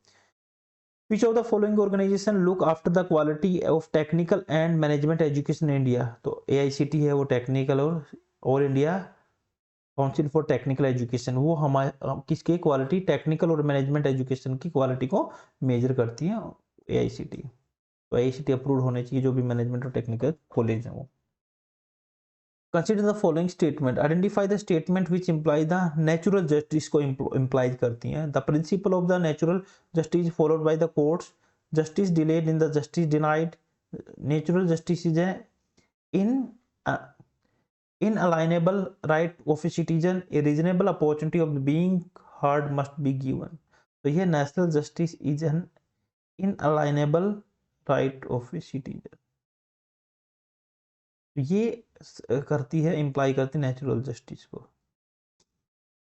The president of India is the head of state, the president of India is the head of state, the head of government, both head of the state and head of the government, none of the both, the head of the state is called president of India। President of the Republic of India is the head of the state of India and the commander in chief of the Indian armed forces। Who among the following holds office during the pleasure of the president of India? So who among the following holds office during the pleasure of president of India? तो governor of state है that hold the office during the pleasure of the president of India। The aim of the value education to inculcate in students, तो M क्या है value education का, moral values. तो moral values impart करनी है, ये है हमारी वैल्यू एजुकेशन का जो मेन जो मकसद है वो क्या है, the moral values. Indicate the number of the regional office of the universities grant commission of India. तो रीजनल ऑफिस कितने हैं, यूजीसी के रीजनल ऑफिस कितने हैं इंडिया के अंदर। तो अभी पहले तो ये 7th हो, अब 7th है, अब आप चेक कर सकते हो गूगल पे, तो you can just verify and check कितने टोटल, अब पहले 7th है, अब टोटल रीजनल ऑफिस कितने हो गए हैं, you can check and verify. ये साथ ही है या कोई अभी रीजनल ऑफिस बड़ा है यूजीसी का। 1 rupee currency note in India bears the signature of, तो किसके सिग्नेचर होते हैं 1 रुपी करेंसी पे, तो प्रेसिडेंट ऑफ इंडिया के, या फाइनेंस मिनिस्टर ऑफ इंडिया के, या governor reserve bank of India के, या finance secretary of government of India. तो उस पर सिग्नेचर होते हैं finance secretary of government of India, उसके सिग्नेचर होते हैं 1 रुपये के नोट पे, finance secretary of government of India. तो मैच लिस्ट करनी हमें लिस्ट 1 को लिस्ट 2 के साथ। Commission and committees, the first administrative reforms commission कब एस्टेब्लिश हुआ था, पोल एच एप्पलबाई कमेटी 1 के Santhanam committee, second administrative reform commission. तो इसमें देख लेते हैं, इसका बी है राइट आंसर है, ए का तीसरा आएगा इसमें। First administrative reform commission was establish in 1966।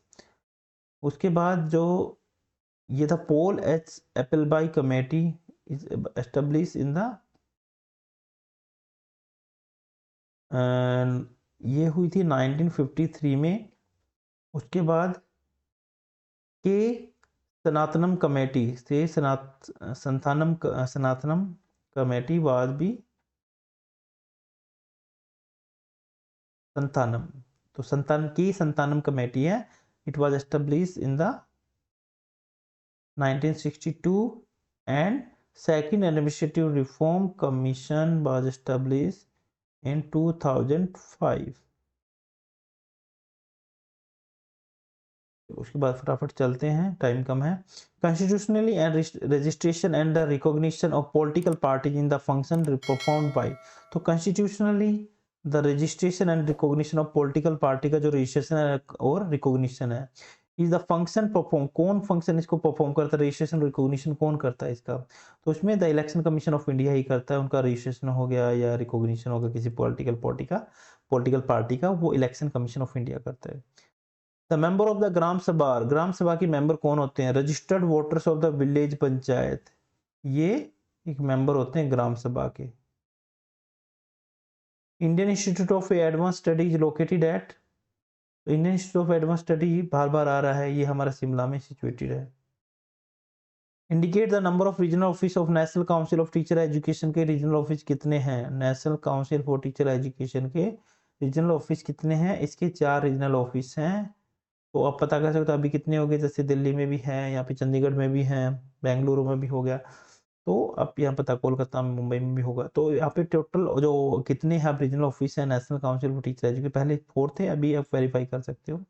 Which of the following rights are considered the heart and the soul of the Indian constitution by doctor B R Ambedkar, तो कौन सा जो राइट्स है उसको हार्ट एंड सोल माना जाता था Indian constitution में by doctor B R Ambedkar के द्वारा, वो था right to constitutional remedies, right to constitutional remedies, this is be called as a heart and soul of the rights in the Indian constitution.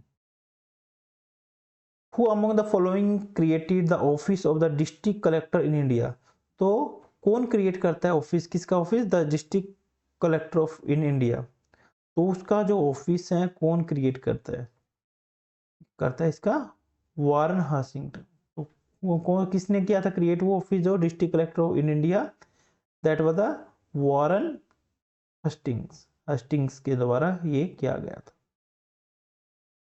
उसके बाद हमारा the fundamental duties of a citizen include, citizen की fundamental duties क्या बनती है, respect of the constitution, the national flag and national, ये भी बनती है, the develop the scientific temper, respect of the government, yes, the protect wildlife, yes. तो मेरे ख्याल से 1 3 4 होना चाहिए, 1 3 4 नहीं, इसमें बी है 1 2 4, 1 2 एंड 4, रेस्पेक्ट टू गवर्नमेंट ये नहीं है इसमें, तो these are the 3, 1 2 and 4 is the basic, or we can say the fundamental duties of citizen.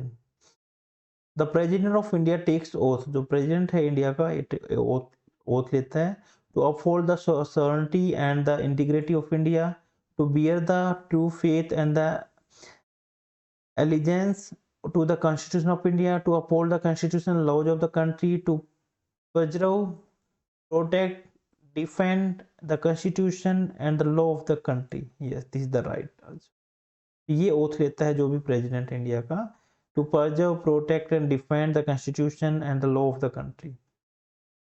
Which of the following statement is not correct about the Attorney General of India?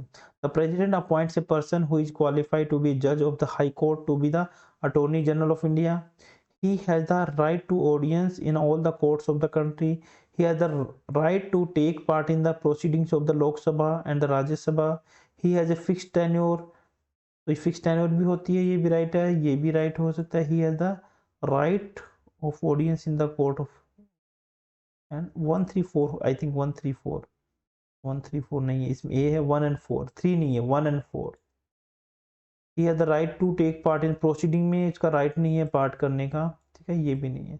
उसमें 1 and 4 वो he has a fix tenure होता है उसका, और जो president appoint करता है इसको, तो 1 and 4 is the right answer.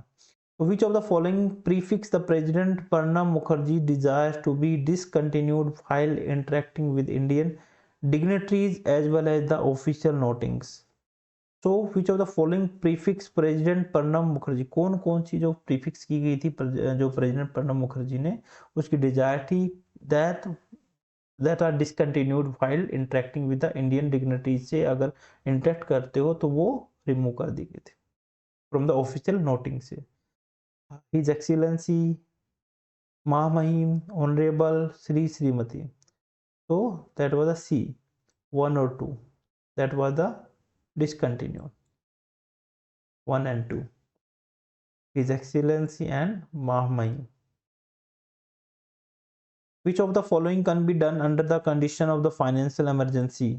तो कौन सी है वो हम कर सकते हैं under which of the following can be done, financial emergency है तब क्या हम कर सकते हैं? State legislative assembly can be abolished, state assembly abolish हो सकती है, खत्म हो सकती है। Central government can acquire control over the budget and expenditure of the state, वो बजट और एक्सपेंडिचर को कंट्रोल करेगा।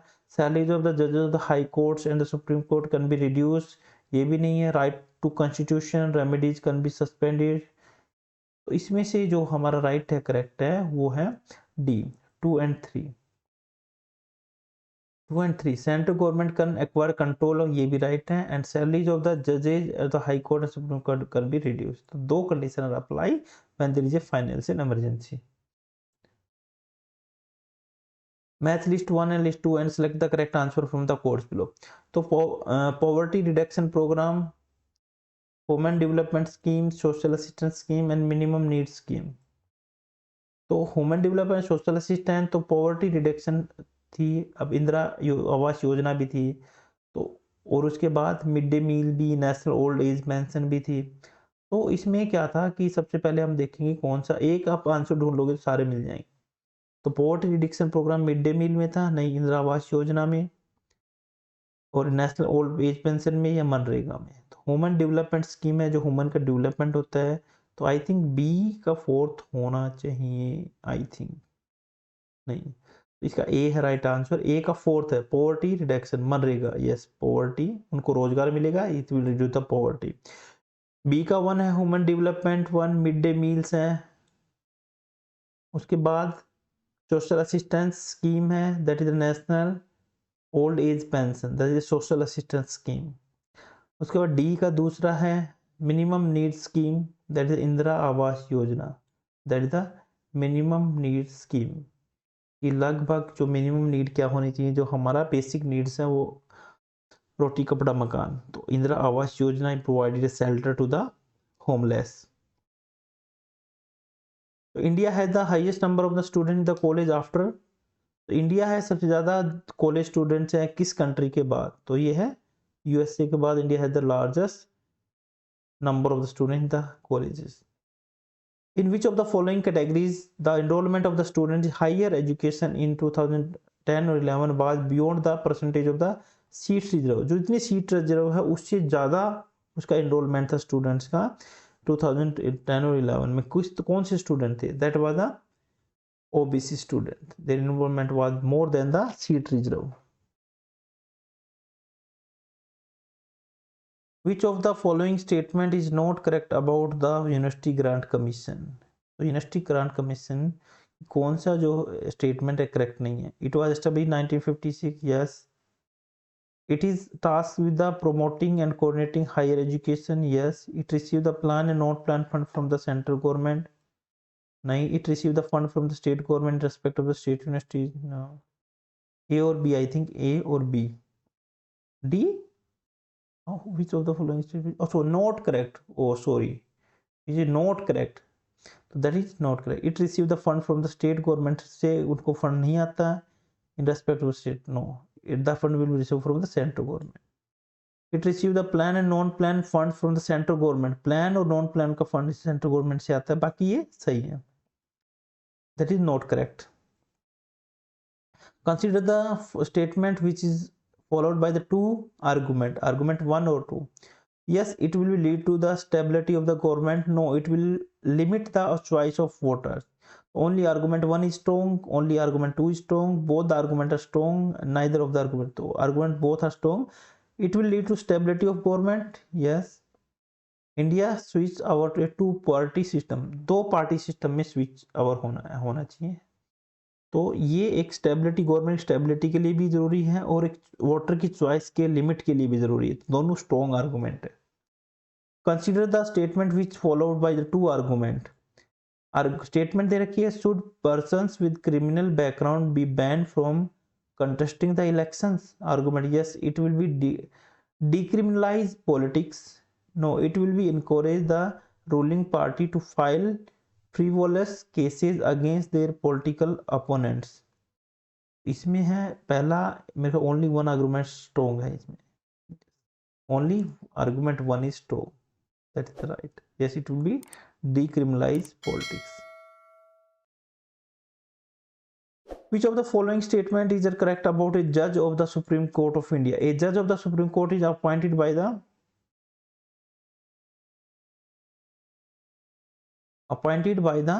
President of India. Yes, it hold the office during the pleasure of the, नहीं, pleasure of the President में कौन hold करता है? Governor of India करता है, ना कि कोई सुप्रीम कोर्ट का जज. तो गवर्नर होता है वो होल्ड करता है. He can be suspended pending an inquiry. अगर कोई इंक्वायरी पेंडिंग है तो सस्पेंड किया जाएगा? नो, नहीं. He can be removed for proven misbehavior or incapacity. Yes, it can be removed. So 1 or 4 is the correct. D is the right answer. In the warrant of the procedure, the Speaker of the Lok Sabha comes next only to. तो किसके बाद है उसका number जो माना जाता है लोक सभा का? comes next only to C. The Prime Minister के बाद जिसका नंबर आता है, जिसको माना जाता है, that is the लोक सभा Speaker, the Prime Minister. Which of the following is are the minority institution? कौन कौन से minority institution है? Punjabi university Patiala, Osmania universities Hyderabad, Kashmir universities and Saint Stephen's college Delhi. Select the correct answer. तो कौन सी इसमें है जो माइनॉरिटी इंस्टीट्यूशन है? तो I think Kashmir universities third, D fourth only, Saint Stephen's college Delhi, that is the minority. बाकी आई थिंक बाकी यूनिवर्सिटी में तो हर एक एडमिशन ले सकता है, कोई ये रिजर्व नहीं है only for minority, anybody can take the admissions. तो that is the only for D. Which of the following statement are correct about the National Advisory Council, NAC, National Advisory Council. The National Advisory Council is statutory body. ये statutory body नहीं है कोई, it is headed by the Prime Minister of India. No, it facilitates the constant interaction with the leaders of the civil. Yes, leader of society के साथ ये जो NAC है वो कनेक्ट रहता है. It provides a policy and legislation input to the government of India. Yes, तो NAC है ये एक कनेक्शन बनाता है जो सिविल सोसाइटी के लीडर्स हैं, और एक जो पॉलिसी एंड लेजिस्लेशन है वो इनपुट देता है government of India. So that is the right 3 and 4th. Which of the following are the voluntary provisions in the 23rd Constitutional Amendment Act 1992? तो which of the following are voluntary provisions? कौन सी हैं तो act पर according to 73rd Constitutional Amendment Act 1992? तो इसमें हम देख लेते हैं क्या है. इसमें डी आंसर राइट है इसका, 3 and 4th. Representation of members of parliament and state legislation on Panchayati Raj institution में रिप्रेजेंट करता है किसको? Members of parliament, state legislator. Reservation of the seats for backward class, ये भी तो दोनों के दोनों इसमें वॉलंटरी प्रोविजंस के अंदर आते हैं, कंपल्सरी नहीं, वॉलंटरी प्रोविजंस है. In which of the following states the segment of the population which is in the majority enjoy the benefit of reservation of the seats in the state assembly? तो ये है इसमें Meghalaya and Mizoram. These are the following state the segment of population which is in the majority enjoy the benefit of reservation of the seats. तो एक reservation होती है, वो enjoy करते हैं बेनिफिट का इस रिजर्वेशन का, because there is majority of that same type of the population, the same type the segment are living there. तो Meghalaya and Mizoram. Which of the following are the ways of the inquiring the Indian citizen? का जो inquire करने का, acquiring the Indian citizenship हम कैसे acquire कर सकते हैं? कौन से तरीके हैं हम इंडियन सिटीजन को एक्वायर कर सकते हैं? By birth, descent, naturalisation, incorporation of the territory. तो हम या तो नेशनलाइज या तो इसे बर्थ से बाई बर्थ कर सकते हैं हम, या फिर उसके बाद तीनों तरीके से कर सकते हैं, डिसेंट से भी, नेचुरलाइजेशन से भी, या इनकॉर्पोरेशन ऑफ द टेरिटरी से भी इंडियन सिटीजन को हम एक्वायर कर सकते हैं. 1, 2, 3 and 4th all 4 are the right. Which of the following statement about the Union Public Service Commission are correct? तो इसमें हमारा राइट आंसर है 1 और 2, ये दोनों सही है. यूपीएससी जो constitutional body है, it serves as a advisory body, ठीक है. It called upon the advice of the government in the regard of the representation of the scheduled class and tribunal class in the civil society, no, civil service. It is consulted as appointment of the chairman and the members of the tribunals of the commission select the correct answer from the. ना ये भी नहीं है. So this is both two are the correct answer. Which of the following council has been disabled in 2013 में कौन सी जो council थी वो डिसेबल कर दी गई? डिस्टेंस एजुकेशन काउंसिल थी, वो डिसेबल कर दी गई. Distance education council was disable in 2013. Which of the following statement are correct about the National Assessment and the Accreditation Council, NAC? NAC के बारे में कौन सी स्टेटमेंट है करेक्ट है? इट इज ऑटोनोमस इंस्टीट्यूशन है.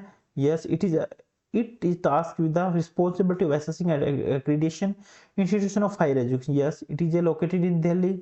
दिल्ली में लोकेटेड है ये. Yes, it has regional offices. तो सारे के सारे सही है इसमें. 1 2 3 नहीं, रीजनल बी इसका राइट है. B 1 and 2 it located in Delhi. NAAC तो लोकेटेड दिल्ली में. I think NAAC is located in the, I will check it. It is an autonomous body and it assessing and accrediting the institution of higher education. But NAC is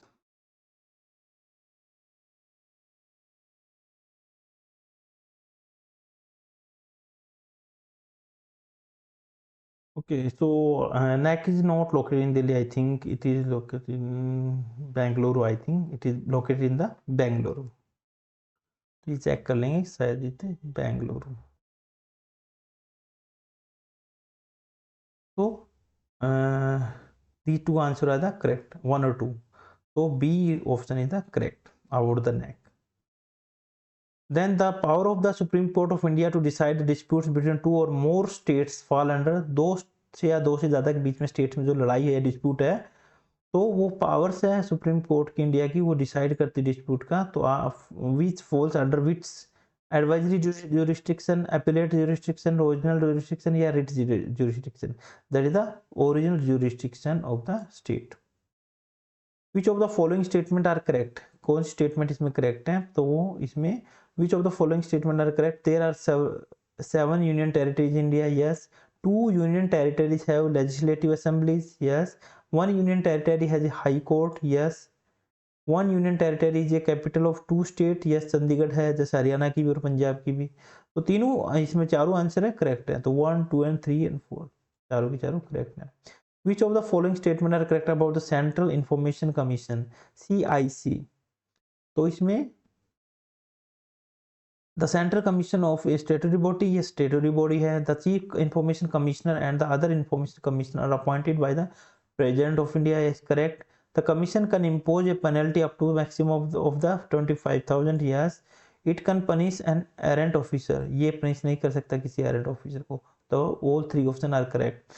So 1 2 3 option are correct. It means the option C is correct. Who among the following conduct the CNN IBN the Hindu 2013 election tracker survey across the 267 constituencies in 18 states? So the center of the study of the developing society ने किया था, या the Association of the Democratic Reforms ने किया था, या CNN IBN ने, या CNN IBN हिंदू? तो ये किया था the Center for the Study of the Developing Society, CSDCN ने किया था ये जो इलेक्शन ट्रैक और सर्वे किया था 267 कंस्टिट्यूएंसीज का 18 स्टेट के अंदर. तो who among the following is the de facto executive head of the planning commission? का जो हेड है कौन होता है? होता है deputy chairman. Education as a subject of legislative figure in the current list के अंदर, ये एजुकेशन जो एक सब्जेक्ट ऑफ लेजिस्लेटिव फिगर बताया गया किसमें? करेंट लिस्ट में. Which of the following are the central universities? Pondicherry universities, Vishwa Bharati universities, HNB university, Gadwal universities, Kurukshetra universities. तो इसमें पांडिचेरी यूनिवर्सिटी तो है ही, विश्व भारती या कुरुक्षेत्र यूनिवर्सिटी भी नहीं है, गढ़वाल यूनिवर्सिटी 1 तो पक्का, पांडिचेरी यूनिवर्सिटी इधर. तो 1 2 3 ये तीनों की दोनों, कुरुक्षेत्र यूनिवर्सिटी, स्टेट यूनिवर्सिटी तीनों हैं. ये क्या हमारी सेंट्रल यूनिवर्सिटीज है. तो consider the statement which is followed by the two arguments. Argument दे रखा है India should have a very strong and powerful Lok power, एक अच्छा और पावरफुल लोकपाल होना चाहिए। आर्गुमेंट क्या है? Yes it will go long in the eliminating the corruption in bureaucracy, no it will discourage the honest officers from making the quick decisions. तो इसमें argument 1 strong लग रहा है, मेरे को 2 नहीं लग रहा। तो इसमें ए है, ये argument 1 is the strong. Which of the following universities has adopted the meta university concept? Meta university concept किसने adopt किया है? That is the Delhi University. They have adopted the meta university concept. Which of the following statement are correct about the central universities? Central university is established under a act of the parliament. Yes. The president of India act as a visitor of the universities. President has the power to nominate the some members to the executive committee or the board of management of the universities. The president occasionally presides over the meeting of the executive committee or the court. तो इसमें 1 और 2 और 3 हो सकता है। 1 और 2 3 yes right. तो ये नहीं है the president occasionally presides over the meeting of the executive, no it's not right. All 3 option are the correct.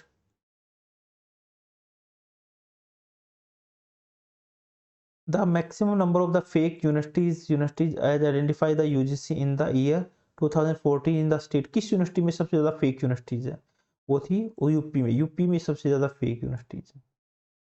Which of the following institutions are empowered to confer or grant degrees under the act UGC Act 1956 के अंदर institution है वो एक degree को grant कर सकते हैं? University establish by act of the parliament, university establish by act of legislature, या university institution establish by linguistic minority, और institution which is deemed to be the university. तो university establish act of parliament, legislator, और 1 3 और मेरे ख्याल से 1 2 और 4 हो सकता है। 1 2 4 yes 1 2 4 that is right answer. ये है university institution establish in linguistic university that can not offer and issue the degree. MOOC stand for the massive online, वो बताते हैं online open course, massive open online course, massive open online course. Which of the following are the tools of good governance? का अच्छा tool कौन सा है? Social audit है, separation of powers है, सिटीजन चार्टर्स है, राइट टू द इंफॉर्मेशन। तो कौन सा इसमें जो which of the following are tools, मेरे ख्याल सारे ही टूल हैं, और all 4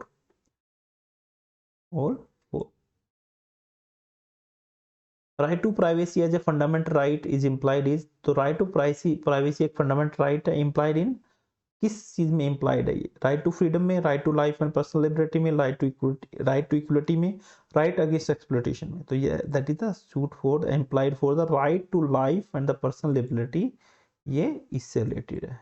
right to privacy is implied in right to life and the personal liberty. Which of the following organization deals with the capacity building program on education planning? तो कौन सा जो organisation deal करता है capacity building programme से related education planning के अंदर? NCERT, UGC, NAAC, capacity building programme है यूजीसी या एनयूईपी? तो ये है NUEP, capacity building programme organised by NUEP. Which of the following powers the president has in relation to the Lok Sabha? तो ये power सुमनिंग की पावर होती है प्रेसिडेंट के पास लोकसभा के अंदर, adjournment, sine die, prorogation, dissolution. तो सेलेक्ट द करेक्ट आंसर। तो I think the all 4 option is the correct, no 1 2 और 3। Dissolution is not in the power of the which in the president in relation to the Lok Sabha, Lok Sabha का जो dissolution है president नहीं कर सकता। 1 2 और 3 is the right, summoning, सम्मान करना, एडजर्नमेंट और the prorogation. Which the interval between the 2 sessions of parliament must not exceed, किससे कितना गैप है, कितने से ज़्यादा नहीं बढ़ना चाहिए 2 सेशन के बीच में पार्लियामेंट का? तो ये 6 मंथ से ज़्यादा नहीं, और 6 मंथ के अंदर अंदर 6 मंथ से ज़्यादा गैप नहीं होना चाहिए 2 सेशन के बीच में पार्लियामेंट का। The session of the parliament is summoned by, जो सेशन है पार्लियामेंट का, it is summoned by the president, the prime minister, the speaker of the लोक सभा, या स्पीकर ऑफ द लोक सभा and the chairman of the Rajya Sabha. तो parliament का जो सेशन है कौन बुलाता है? वो है the president. Civil service day is celebrated in India. Civil service day कब मनाया जाता है? ये 21 अप्रैल को, 21 April is declared for the civil service day. The South Asia University is situated in the city of, तो South Asia University है किस सिटी में जो लोकेटेड है? The South Asia University is situated in the city of New Delhi. South Asia University is situated in the new Delhi. The University Grant Commission was established with which of the following aims? Promotion of the research and development higher education. Yes. Identifying and sustaining institution of potential learning. Yes. Capacity building of teachers. Yes. And providing the autonomy of each and every higher education. ये autonomy provide नहीं कर सकती सभी को, तो A B C the right answer। उसके बाद हमारे पास नेक्स्ट आता है the gross enrolment ratio GR in the institution of the higher education India at present. 2015 की बात है, अब ग्रोस एनरोलमेंट रेशियो में भी इंक्रीज, तो बहुत बढ़ गया अब। तो ग्रोस एनरोलमेंट 2015 में कितना था? ये हमारा 19% था। अब आप अपडेट कर लेना कि राइट नाउ कितना है जो ग्रोस एनरोलमेंट रेशियो।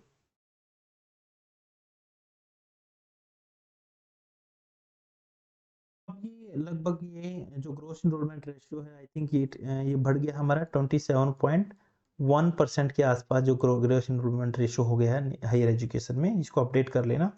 तो total number of the central universities in India in April 2015 की बात है कि टोटल जो यूनिवर्सिटीज हैं सेंट्रल यूनिवर्सिटीज कितनी है? तो 43 है इसमें जो सेंट्रल यूनिवर्सिटीज है टोटल इंडिया के अंदर।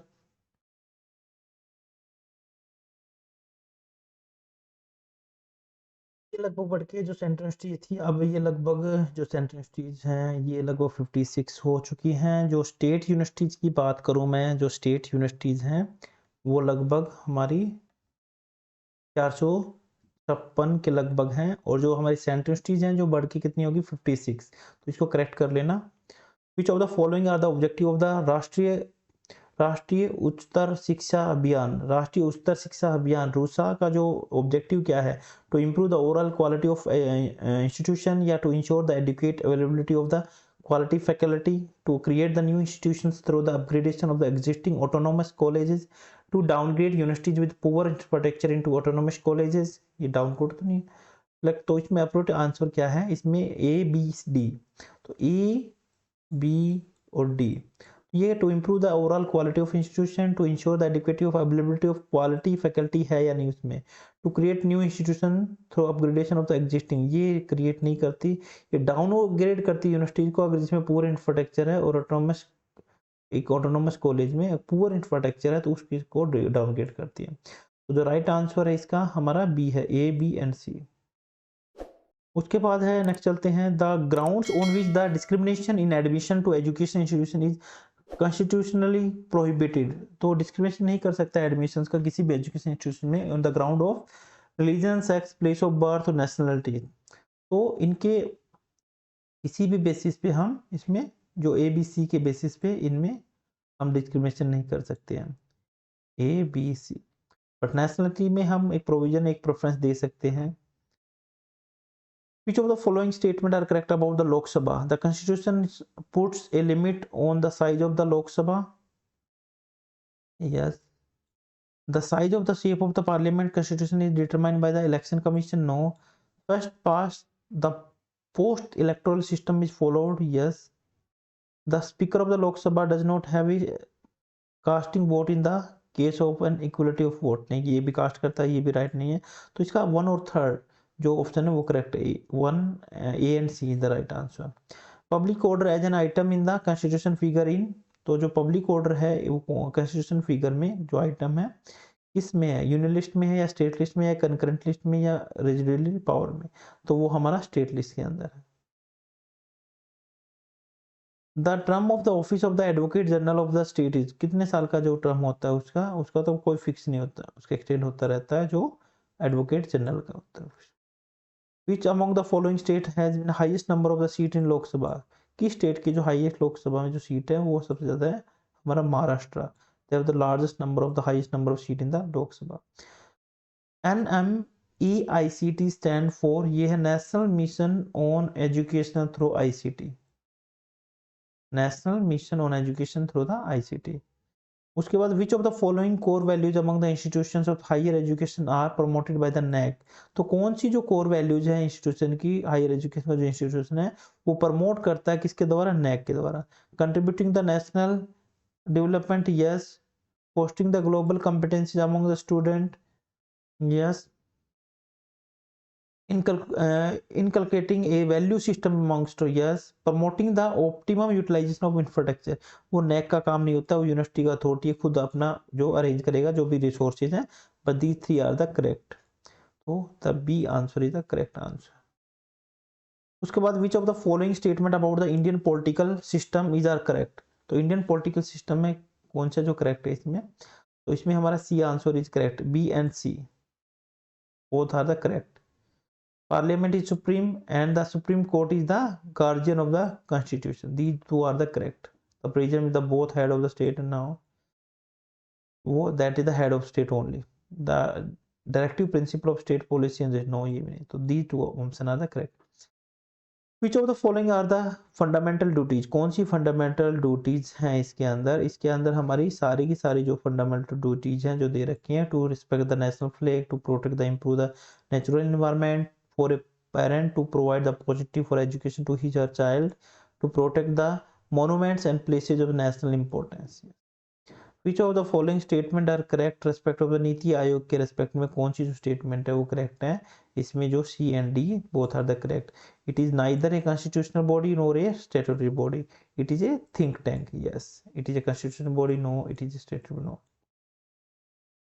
The best way of providing the value education is through, तो हम लेक्चर डिस्कोर्स और डिस्कोर्सेज ऑफ वैल्यूज से हम एक वैल्यू एजुकेशन प्रोवाइड कर सकते हैं लेक्चर मेथड से। The national judiciary appointment commission NJAC has been declared unconstitutional by, जिसको अनकॉन्स्टिट्यूशनल डिक्लेयर कर दिया गया किसने, the supreme court of India ने। The statement, the study, the design, development, implementation, support और management of the computer based information system particularly software application and computer hardware refer to the, वो हमारा information and जो technology से related है, information technology. Which of the following university institution is ranked first in the Indian ranking 2016 के according कौन सा जो top है, वो हमारा Indian Institute of science IIS Bangalore. Which of the following statement are correct about the distance education in India? तो इसमें जो सी है A B D that are the correct. It supplement the formal education, yes. उसका replace करता है, एक supplement है। It reduce the cost of education, yes. It replace the formal education को रिप्लेस नहीं कर सकता ये। It enhance the access to education, सबको एक्सेस मिल जाता है एजुकेशन का। Which of the following are the statutory bodies? Election commission of India statutory body है, यूनिवर्सिटी ये भी स्टेटरी बॉडी है, all India council of technical education ये भी स्टेटरी बॉडी है, नैक भी। तो सारी ये मेरे ख्याल से सी है ना, बी और डी, बी और सी, ओहो बी और सी। तो ये election commission of India statutory body नहीं है, ये स्टेटरी बॉडी है। ऑल इंडिया काउंसिल AICT और UGC दोनों है, नैक नहीं है। तो AICT और UGC दोनों स्टेटरी बॉडी है। Which of the following statement are not correct in respect of the Rajya Sabha? तो इसमें डी है, ABCD दोनों की ये चारों की चारों स्टेटमेंट करेक्ट नहीं है। It has same power of those of no, it can pass the vote of non-confidence against the council of ministers, it can amend a monetary bill, it can be dissolved during the emergency. Which of the following statement are correct about the power of the governor of a state? So कौन statement है? A only, that is only the true in the context of the power of the governor. He has the power of dissolve the legislative assembly, that's the only the correct. He has the power to appoint judges of the high court, no. It has the power to grant the pardon in case of death sentence, no. He has a diplomatic power, no.